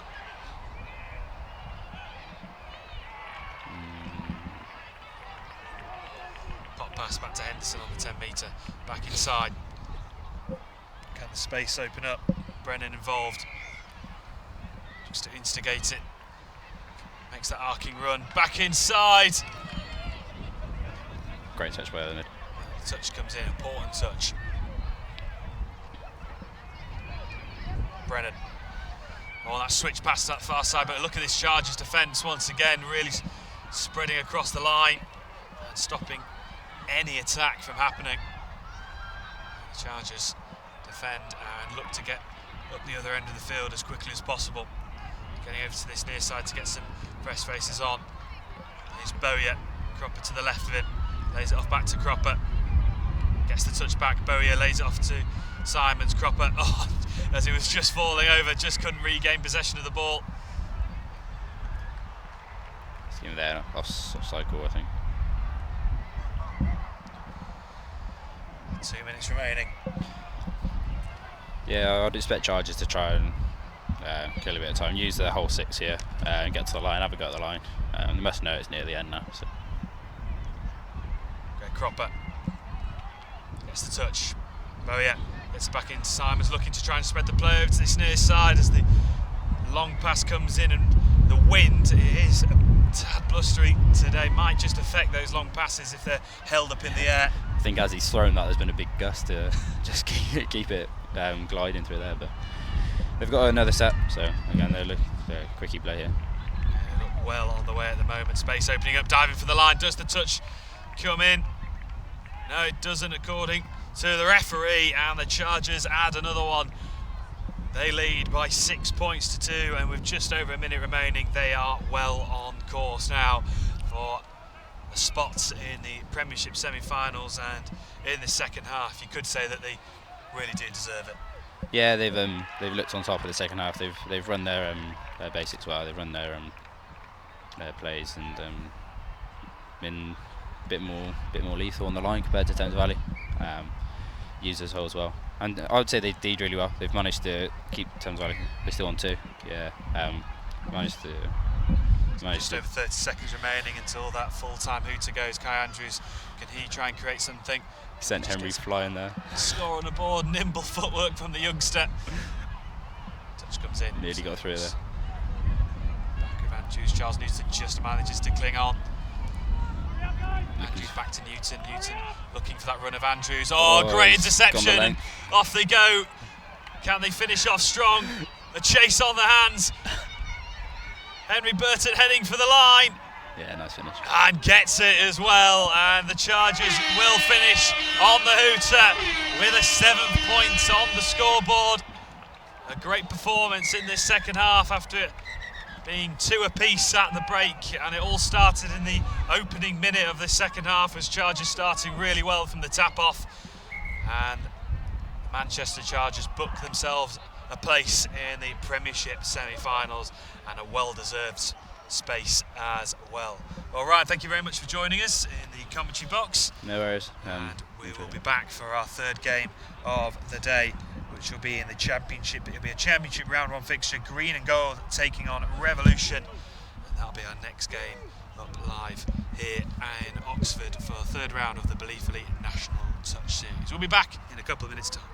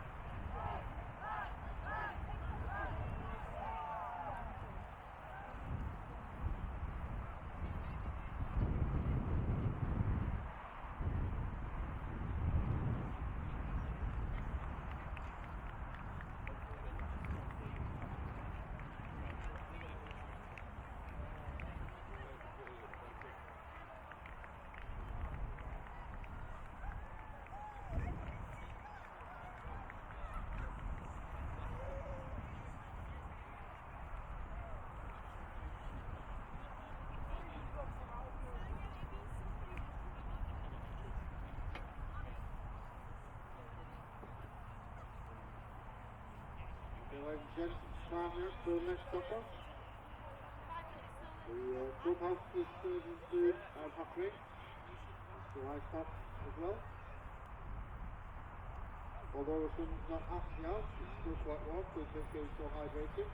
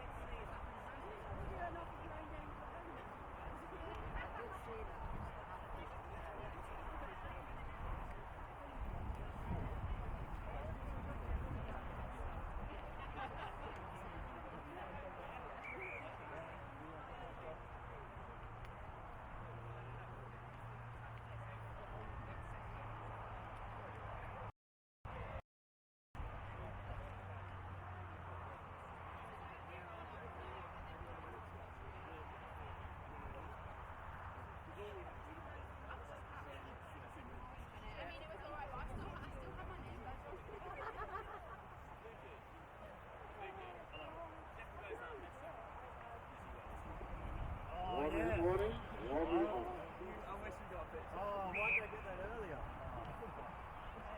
You'll be fine. Yeah, probably. Suck it up.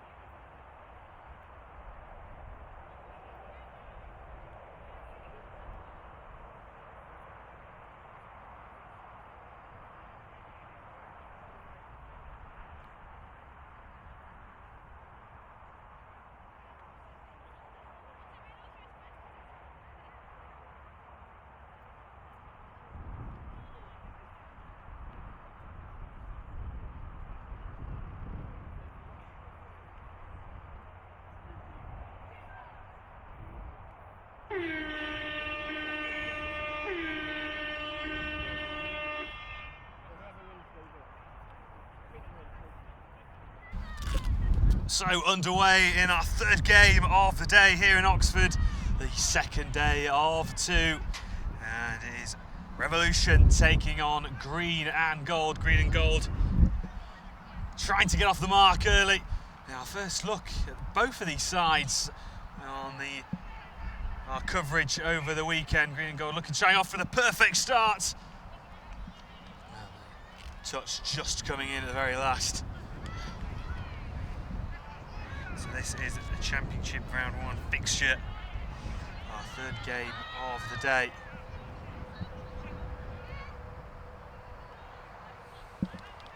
Matt Allpress with the white cap on, looking to try and instigate a first try, first score of the game, but they held out. And now here come Revolution, our first chance to have a look at them as they move over their own 10-metre line. Martin Bunn involved early doors, now towards the halfway. Oh, and just the ball placed just in front of where the tap happened, so turnover and possession inside the Revolution half, just crossing over halfway line, trying to get to the 10-metre mark. Good yardage made up. Keith Dunleavy, a veteran in the touch rugby world, now over on the 10-metre mark. Good yardage made up.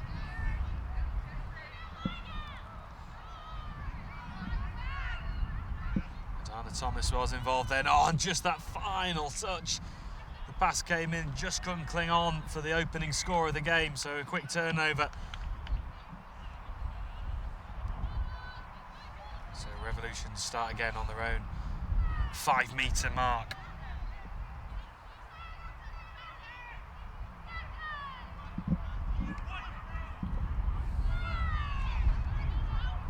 Fresh faces coming on. Ben Stevenson making way and now crossing over the 10-metre mark. Oh, just couldn't be picked up. And it was Alistair Matthew midway through the 10 and 5-metre marks.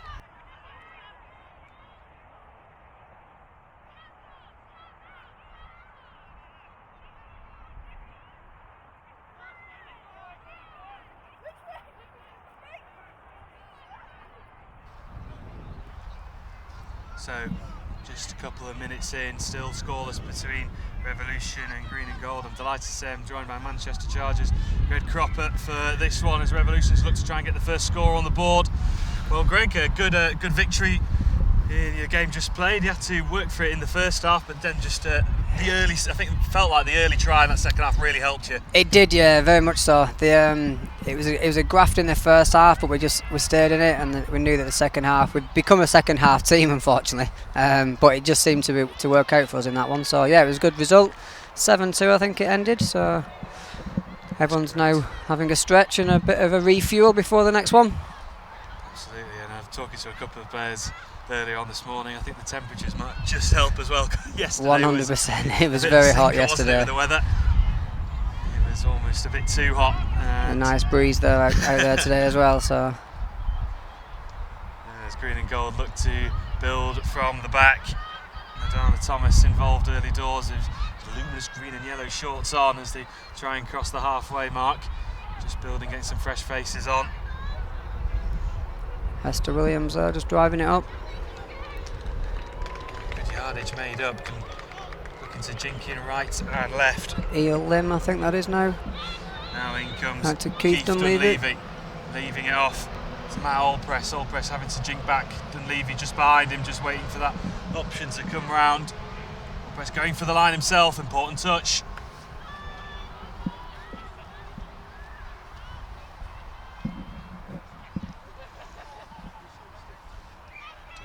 To go for the line himself, lays it off to Allpress, trying to get over to that far side, working it from right to left, having to retreat back. Good defence from Revolution, although a fresh set of 6 potentially, or no, referee giving it back to Revolution, so good defence.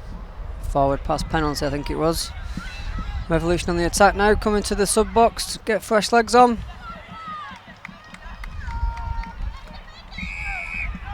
Doesn't feel as well. Obviously, you want to keep on swapping, but yesterday you saw a lot of it. Yes, of course, with the hot weather, trying to keep the energy levels high. It was definitely more of a game of attrition yesterday. That was for sure. Over the 5-metre mark they go, just try and weave their way through. Martin Bunn, turnover and possession, so we still remain scoreless after the first 5 minutes.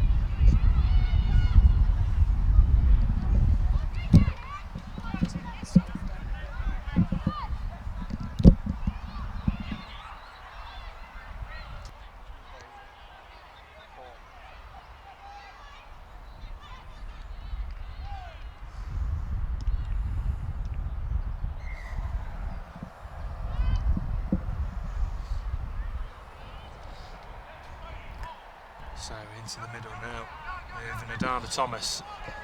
Crossing over the 10-metre mark, looking to drive on forward. John coming forward, looking for that support. Oh, on this occasion for green and gold, so he still remains scoreless.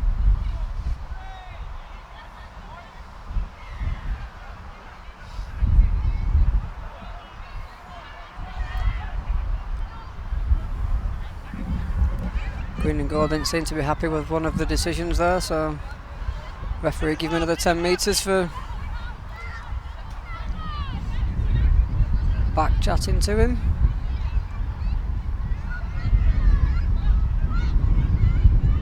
So over the 10-metre mark they go. Matt Robinson. Robinson dives to the line. Referee's confirmation. It looks like we've got our first score, and we certainly do. So revolutions, high fives all around. It was Robinson diving in for the line.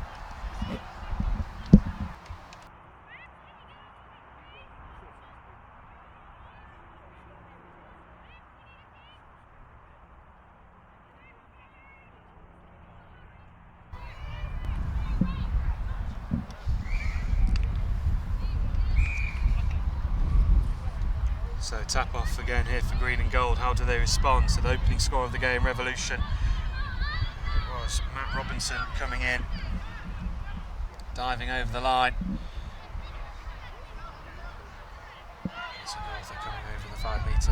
Now Matt Albrecht diving for the line with his white cap on. Does he get it? I think the referee signalling that there was a touch just before the line.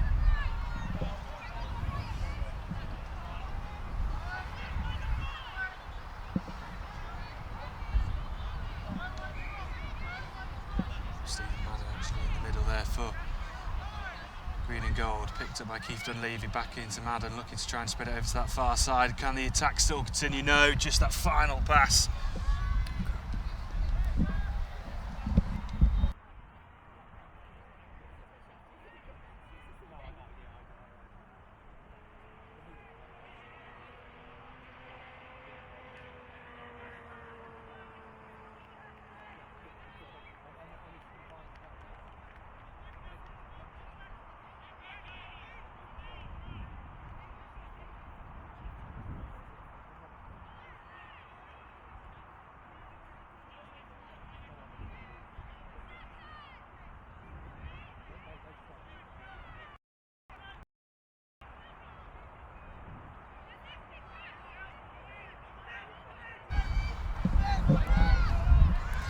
So back in action, Revolution driving on towards the green and gold goal zone. Can they just sneak through?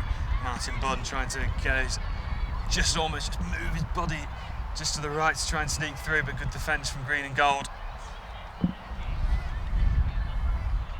Now we're going to get another really tight and competitive game. 9 minutes gone, only the one score. Here's Keith Dunleavy just edging towards the halfway mark as they cross it now over on that far side. Some fresh faces coming on now. Crossing over the 10 metre mark. Halfway between the 5 and 10, now towards over the 5 metres, looking to come in, and do they just get it down before the touch comes in? I don't believe so, no, it's going to be brought back. So again, Revolution defend well. Albrecht was involved in that final pass. An interception, can they break away? Green and gold swarming around, but good yardage made up. Passing down the line from right to left, crossing over the 5 metre.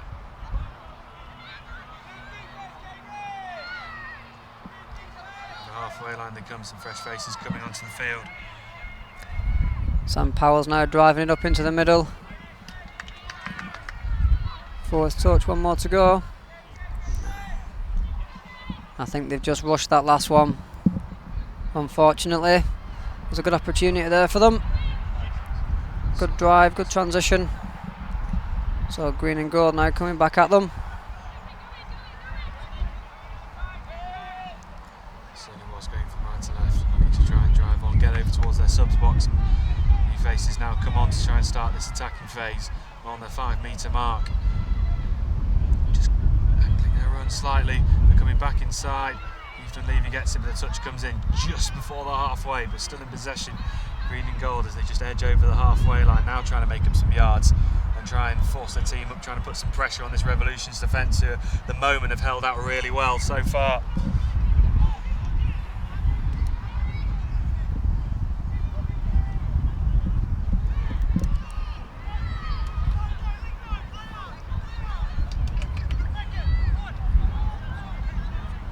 Just an error just before the halfway mark, and green and gold now have an opportunity to attack this Revolution's defence. 11 minutes on the clock so far. Another really tight first half. We've seen all three games very close opening 20 minutes.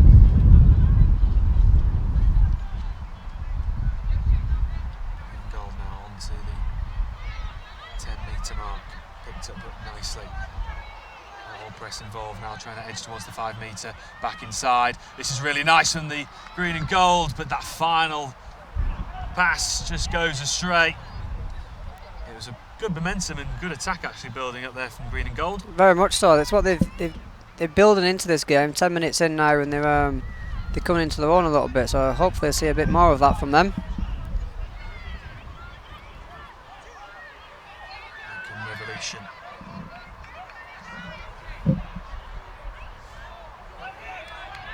Oh, just that almost momentum just caught him out. Yeah, just a little bit too close to the look there. I think then he was driving.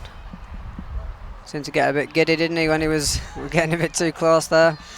Yeah, Ian Spencer just coming in over the halfway mark. And now green and gold having the chance over the Revolution 10-metre. Waiting for these players to come on. Dunleavy, one of the fresh faces in this attack. And it is with that man, Keith Dunleavy, passes it to the left. Can they just get it over to that far side? Again, it's just that final pass, isn't it? Yeah, the Revolution team are shutting that down well. One of the things that I think green and gold need to be doing is looking for a phase off the back of that. So they could have dumped that ball and then gone again, but they're trying to do it all in one phase where they're just failing it a little bit at the moment. So one for them to look into.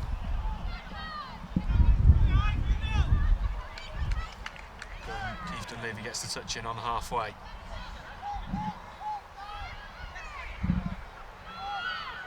So more strain involved now, looking to go left.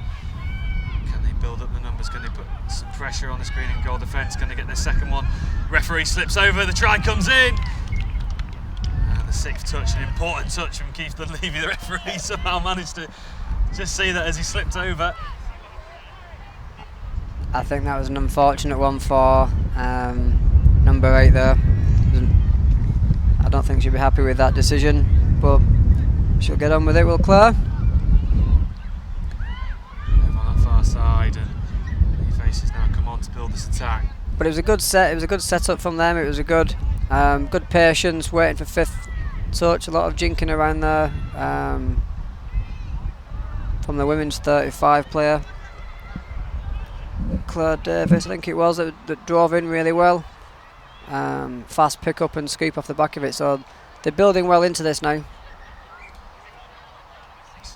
Low scoring first half, 14 minutes gone on the clock, only the one score, Revolution leading. Can green and gold get one before half time? Revolution, could they double their lead?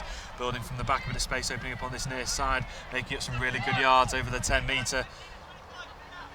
Subs come on over the halfway and building up nicely. And Stevenson after Ian Rowberry.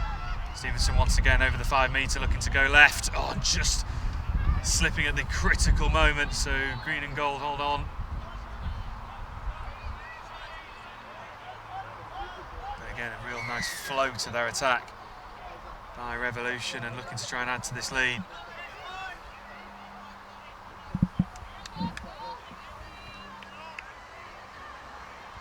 Another harsh call there, I think. He's called throwing the ball away, but I think it was put on the mark. It's laying it off now on the halfway. Green gold coming forward. Let's go right and left, just waiting for that support now is Dunleavy here on the 10-metre mark, looks to go back inside. This is nice play from green and gold, good momentum building up, putting pressure on this Revolution's defence. Can they finish it off in style? And a really nice score from green and gold. Yeah, very good setup there. Keith Dunleavy in the middle of it all again. Feeding it off to Isle Lim. who just dots it down. 1-1. It is 1-1. Evens it up now. Certainly does. Just over 4 minutes remaining, 1 apiece. And of course, games going on around us here in Oxford.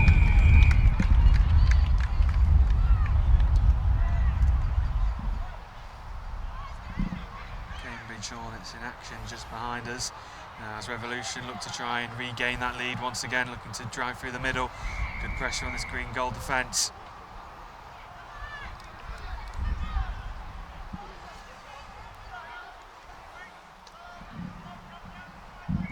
Martin Bunn trying to drive forward.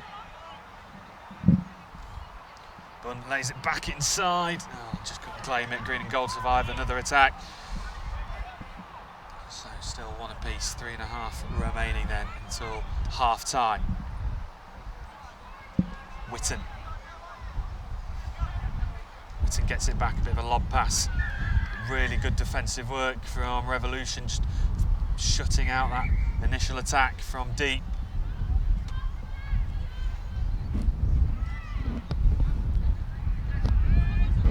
Over their own 5-metre mark, to go back inside. Good yardage made up through the middle. Building up nicely on the 10-metre mark. Can they make the most of it?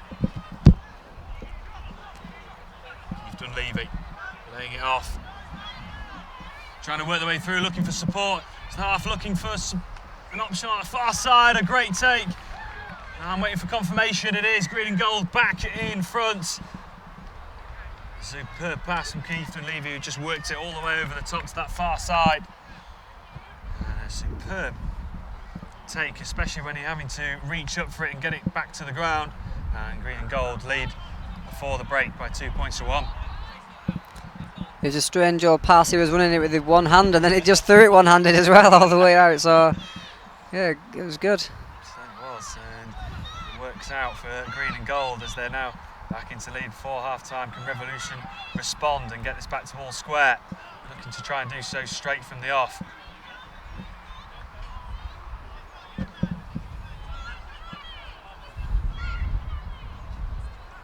Touch finally comes in. Robinson's there to pick up.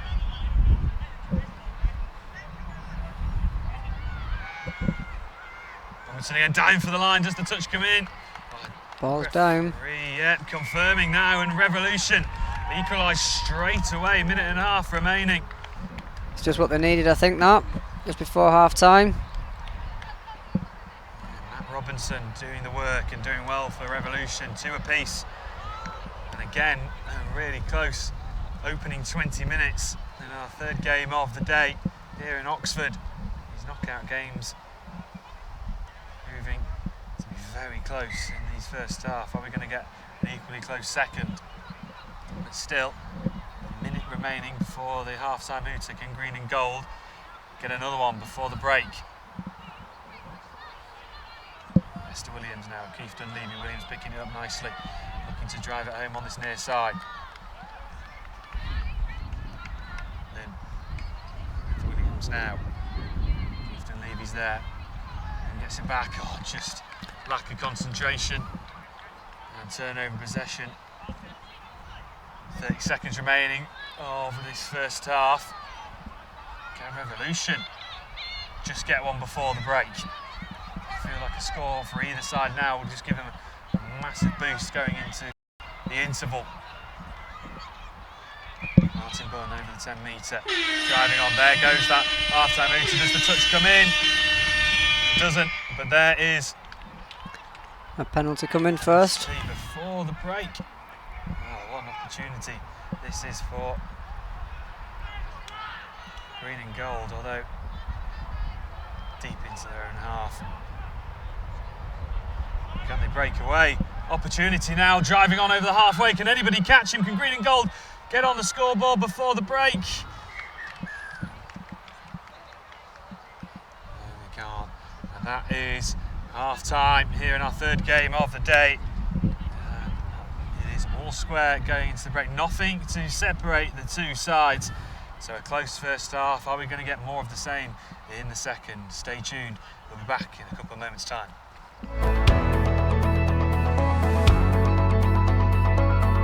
I got into touch because my eldest son, Clark Hobson, he was really into it, raved about it, and he achieved England standard. I thought, well, I could maybe do that.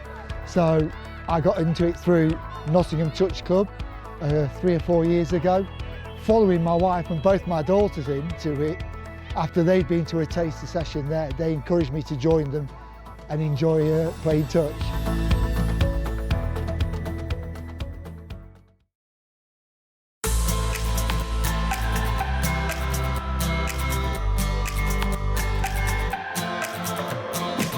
I play touch because I love the sport. I love particularly playing as part of a team. I play with several teams, my club CSSC, regionals and the England's 27s, and I love every team for different regions, and I love working specifically for a team. It gets the best out of me. I get the best feeling for it. I love working hard to develop others so that we can all get the best out of it, and it's just the most amazing feeling.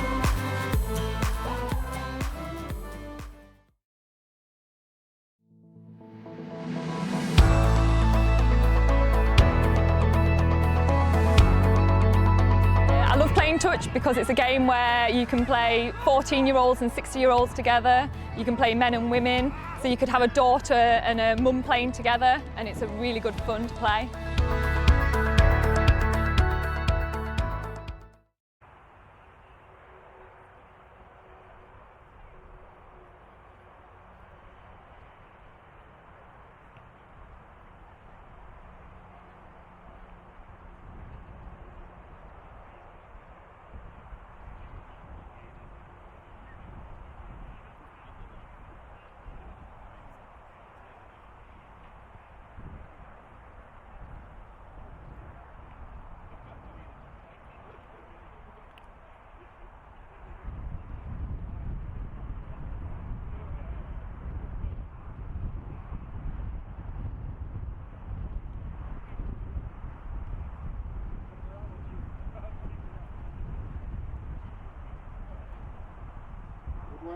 Big thank you to, as of yesterday, spent the day mowing the lawn. These two lads are Fraser and Jack. As of today, we wouldn't have had the field mown as they were. Okay, so 11 o'clock last night, still going. And still here today, take some books.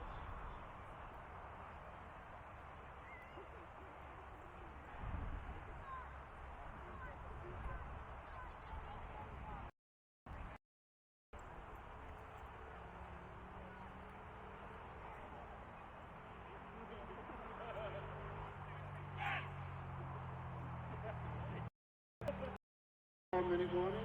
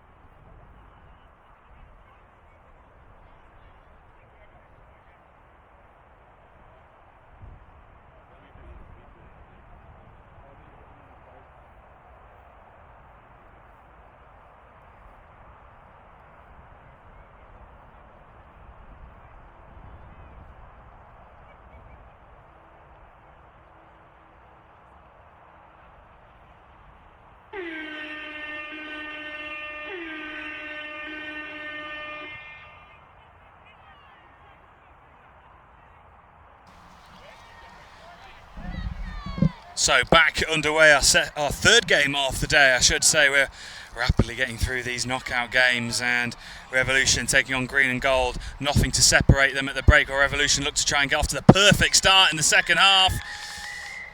Referee just bringing it back, and that would have been absolutely superb for Revolution if they could have got off to that start. Green and Gold survived that initial attack, and they now can just build from there with Witten now inside their own half, looking to lay it off and try and build over to that far side early doors to get some fresh legs on for their first attacking phase. Now over their own 10 metre, looking to try and creep towards the halfway, just going a bit sideways and just waiting for covering players. Now towards halfway of Keefton Levy, nice little layoff pass.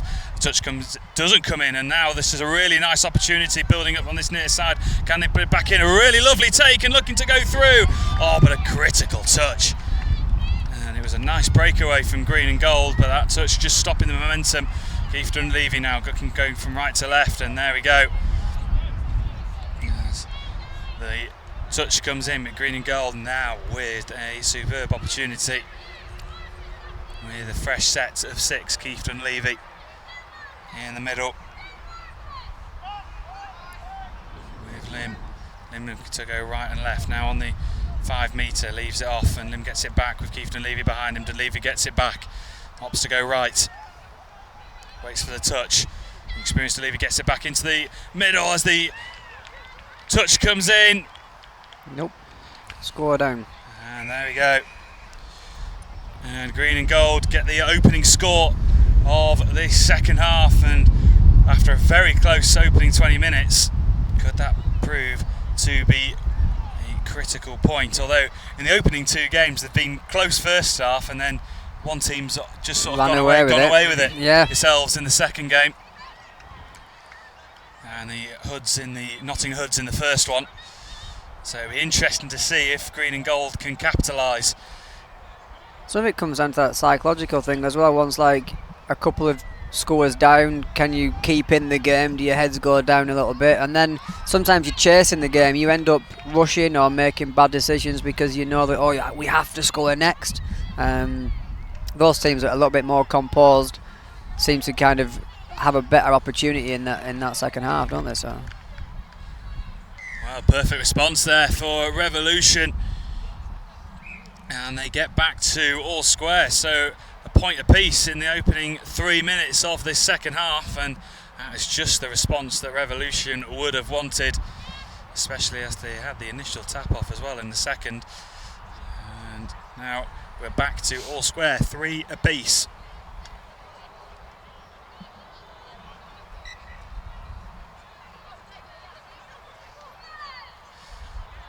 Keefton Levy. Now with Williams over the 10 metre mark, Dunleavy gets it back. Here is Hester Williams. Good yardage made up through the middle. Are they going to wait and try and see if they can find an opportunity over on the wings? Interception, and now the turnover in play. Revolution looking a late pass there by Dunleavy.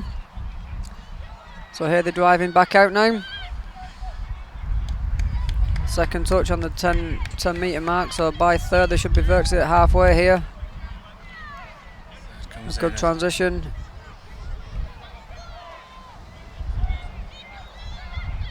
Edging towards that line, a really nice burst of pace. And Stevenson there heading towards the corner.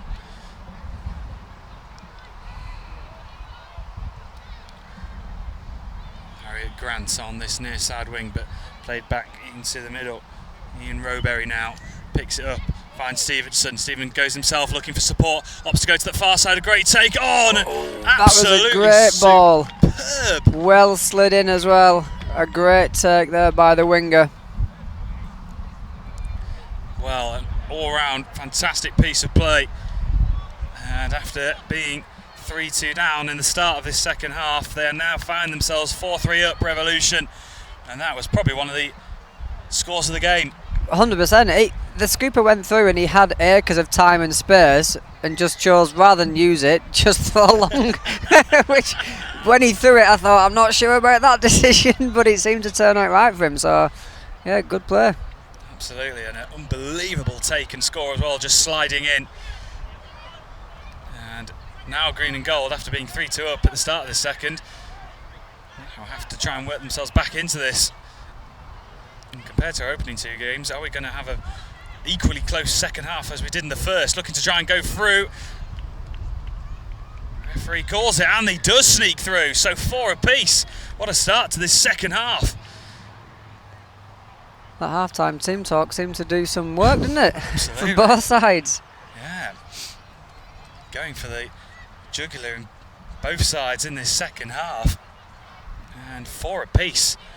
After 25 minutes, what a start. was said at the second half, seems to be working in the attacking sense for both sides. Over the 10-metre mark they go, and we're going to get another score straight away.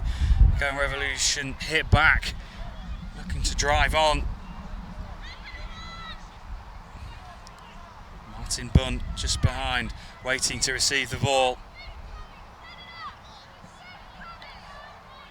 Having to just arc their run. Nice pick up.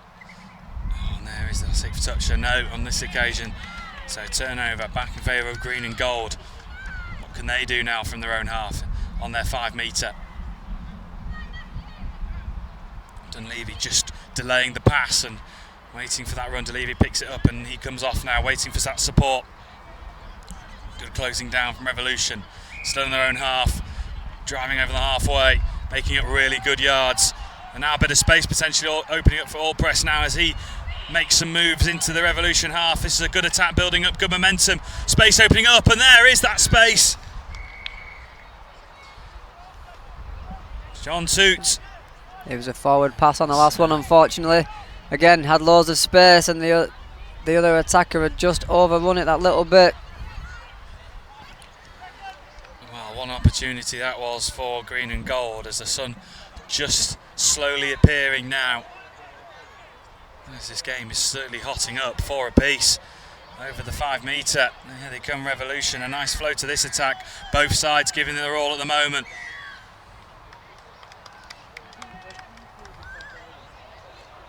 And now Offside in the middle there, so Simon Whitten, a penalty against him. Let's see what Revolution can do now. It's a good opportunity here for them. Absolutely, on the 5-metre mark, Stevenson looks to try and head towards the corner. Just gets the arm above, and no, good touch.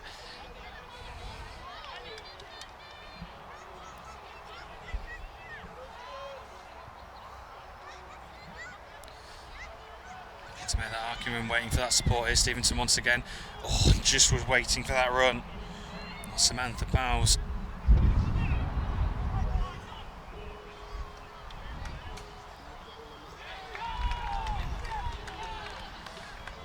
Over the 5-metre they come. Now trying to spread the ball over to this near side. Oh, and it's not taking. Referee sees something though, brings it back.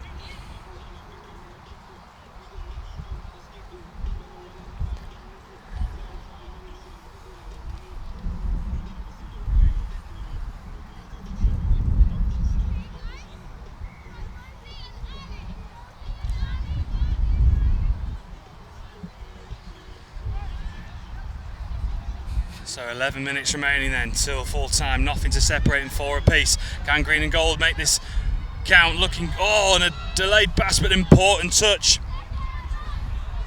A nice dummy from the winger there just to make that extra 5 or 6 yards. A bit of space to work with on this near side. Can they make this count? Looking to try and go towards this corner. Oh, space opening up. I'm waiting for the confirmation. Referee gives it green and gold back in front in what is proving to be another really close half as equal to the first, and green and gold leading by 5 points to 4.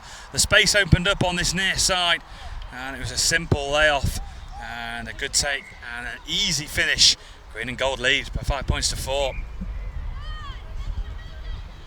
Can Revolution hit back straight away. Matt Robinson, he got a try in the first half, looks to try and instigate things. Now on the 5-metre mark, Robinson gets it back again, looking to go for the line himself, and it looks like he's got it, and they do hit back straight away. Well, an important last minute then in this game, 5 apiece. Revolution hit back straight away.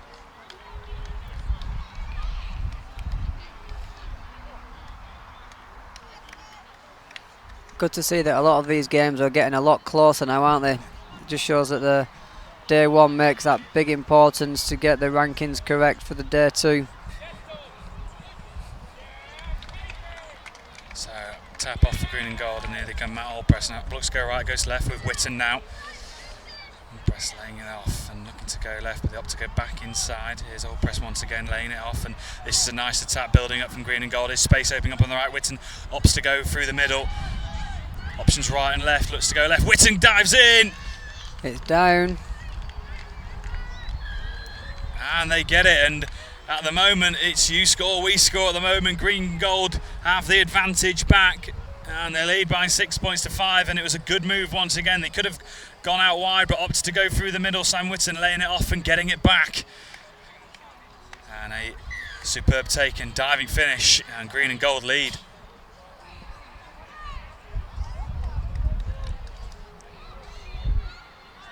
Stevenson picks it up, waits for support. Oh, good yards made up in the green and gold half. Stevenson gets it back once again over the 5 metre, looks to dive for the line. Oh, referee indicating that a touch came in. So they start again on the 5 metre. Revolution, Stevenson now.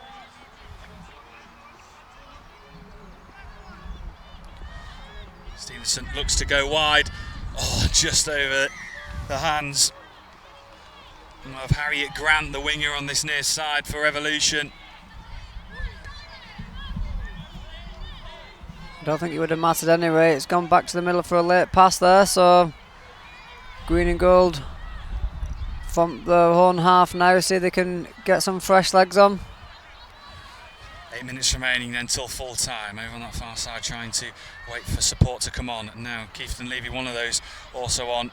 Being just dragged back Hester Williams, and now picked up by the number 7 Lim. Keefton Levy now taking over duties. Lim gets it back over the 10 metre, driving forward. Good yards made up. Defence from Ben Stevenson.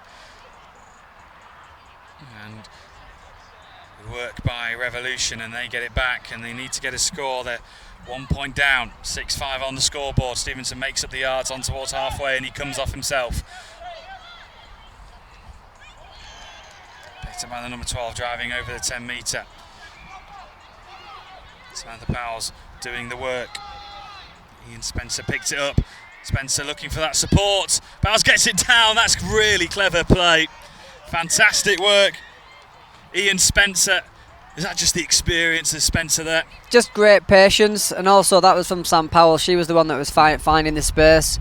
What you see a lot of attackers do when the scooper crosses that whitewash is they all follow, where Sam Powell's stayed a lot further back into the in goal, into the field of play. Just there's a lot more space there. The defensive line, the defence again, they cross the whitewash, chasing the scooper, always space in the field of play. So yeah, a bit of both really. Spencer as well, but it was Powell's that find the space. So very well watched by her. Green and gold look to try and hit back straight away. Ian Rowberry just with the stray pass. So 6 apiece, with 6 minutes remaining on the clock. Still too difficult to call where you think this one's going to end up though. Like I say, it's score for score at the moment.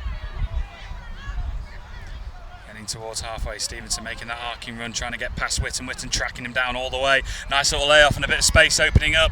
Getting closed down by Whitten, but good yardage anyhow made up. So this is a good opportunity for Revolution on that far side. Space to run into. Can they just build a bit of momentum and attack, looking to make that run? Diving for the line, touch comes in, that is the 6th, though turnover and possession.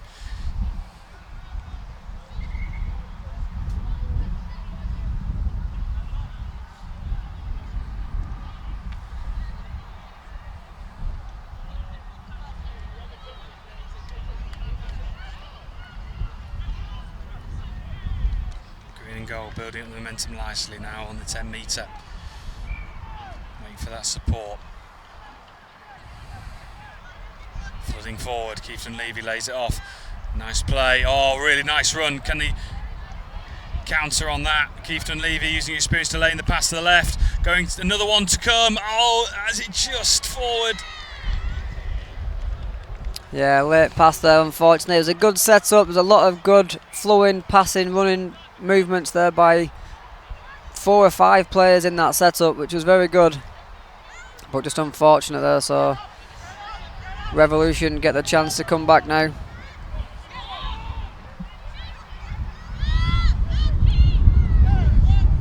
Getting towards 10 metre. Spencer just trying to get away.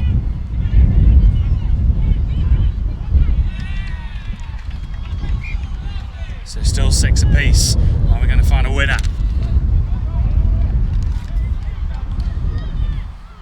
Turnover possession, green and gold advancing forward now. It's still inside their own half, bit of work to do to try and get themselves up the pitch.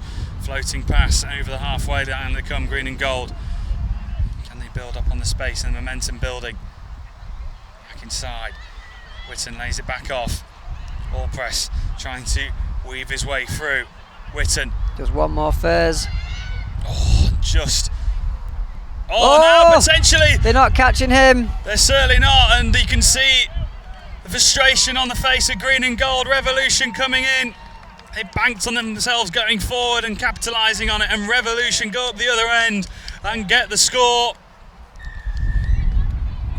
And with just over 3 minutes remaining, could that prove absolutely vital? I think that will definitely be one of the crucial scores of the day. Revolution edge themselves in front. They lead by 7 points to 5. How can green and gold respond? That will really frustrate them.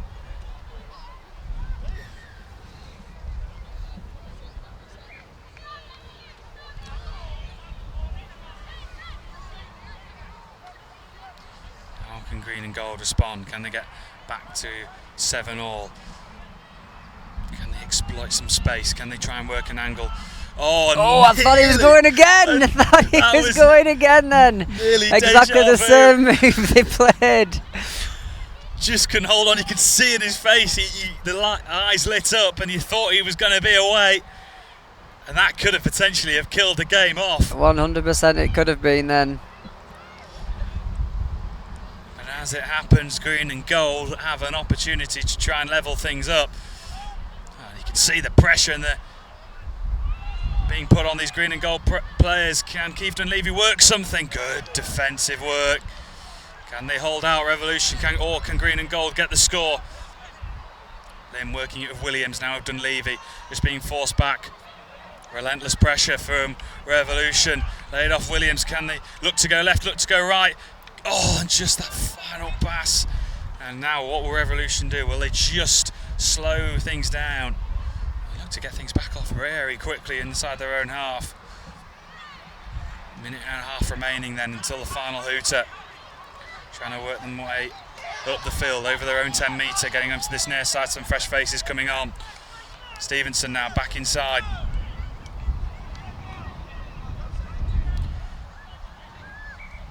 Stevenson picks it up once again, making moves.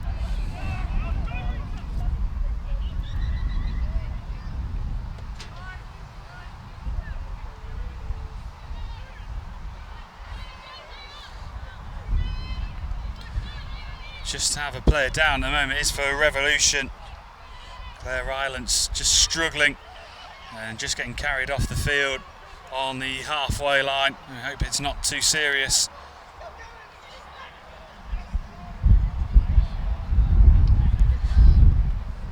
Clock doesn't stop, however. So 40 seconds remaining then. Revolution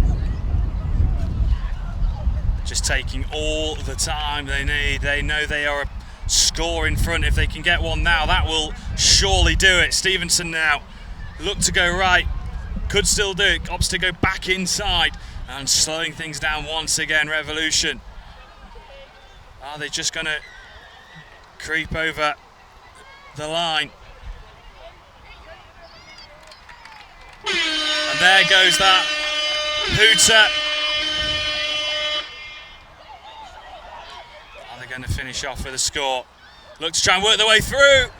Unbelievable stuff. Ben Stevenson there, and that finishes it off, and they do get that final score, and they win by a 2-point margin. They win it by 8 points to 6 in the end. It was a really close game, nip and tuck all the way through, but it's Revolution who finish off, and we said that 7th point for Revolution, that runaway try would be critical, and it did in the end. 100%, yeah, it was very much so. The second half was a score fest in comparison to the first half. Both teams coming out guns blazing. But yeah, great game, well done. Good luck in the next round.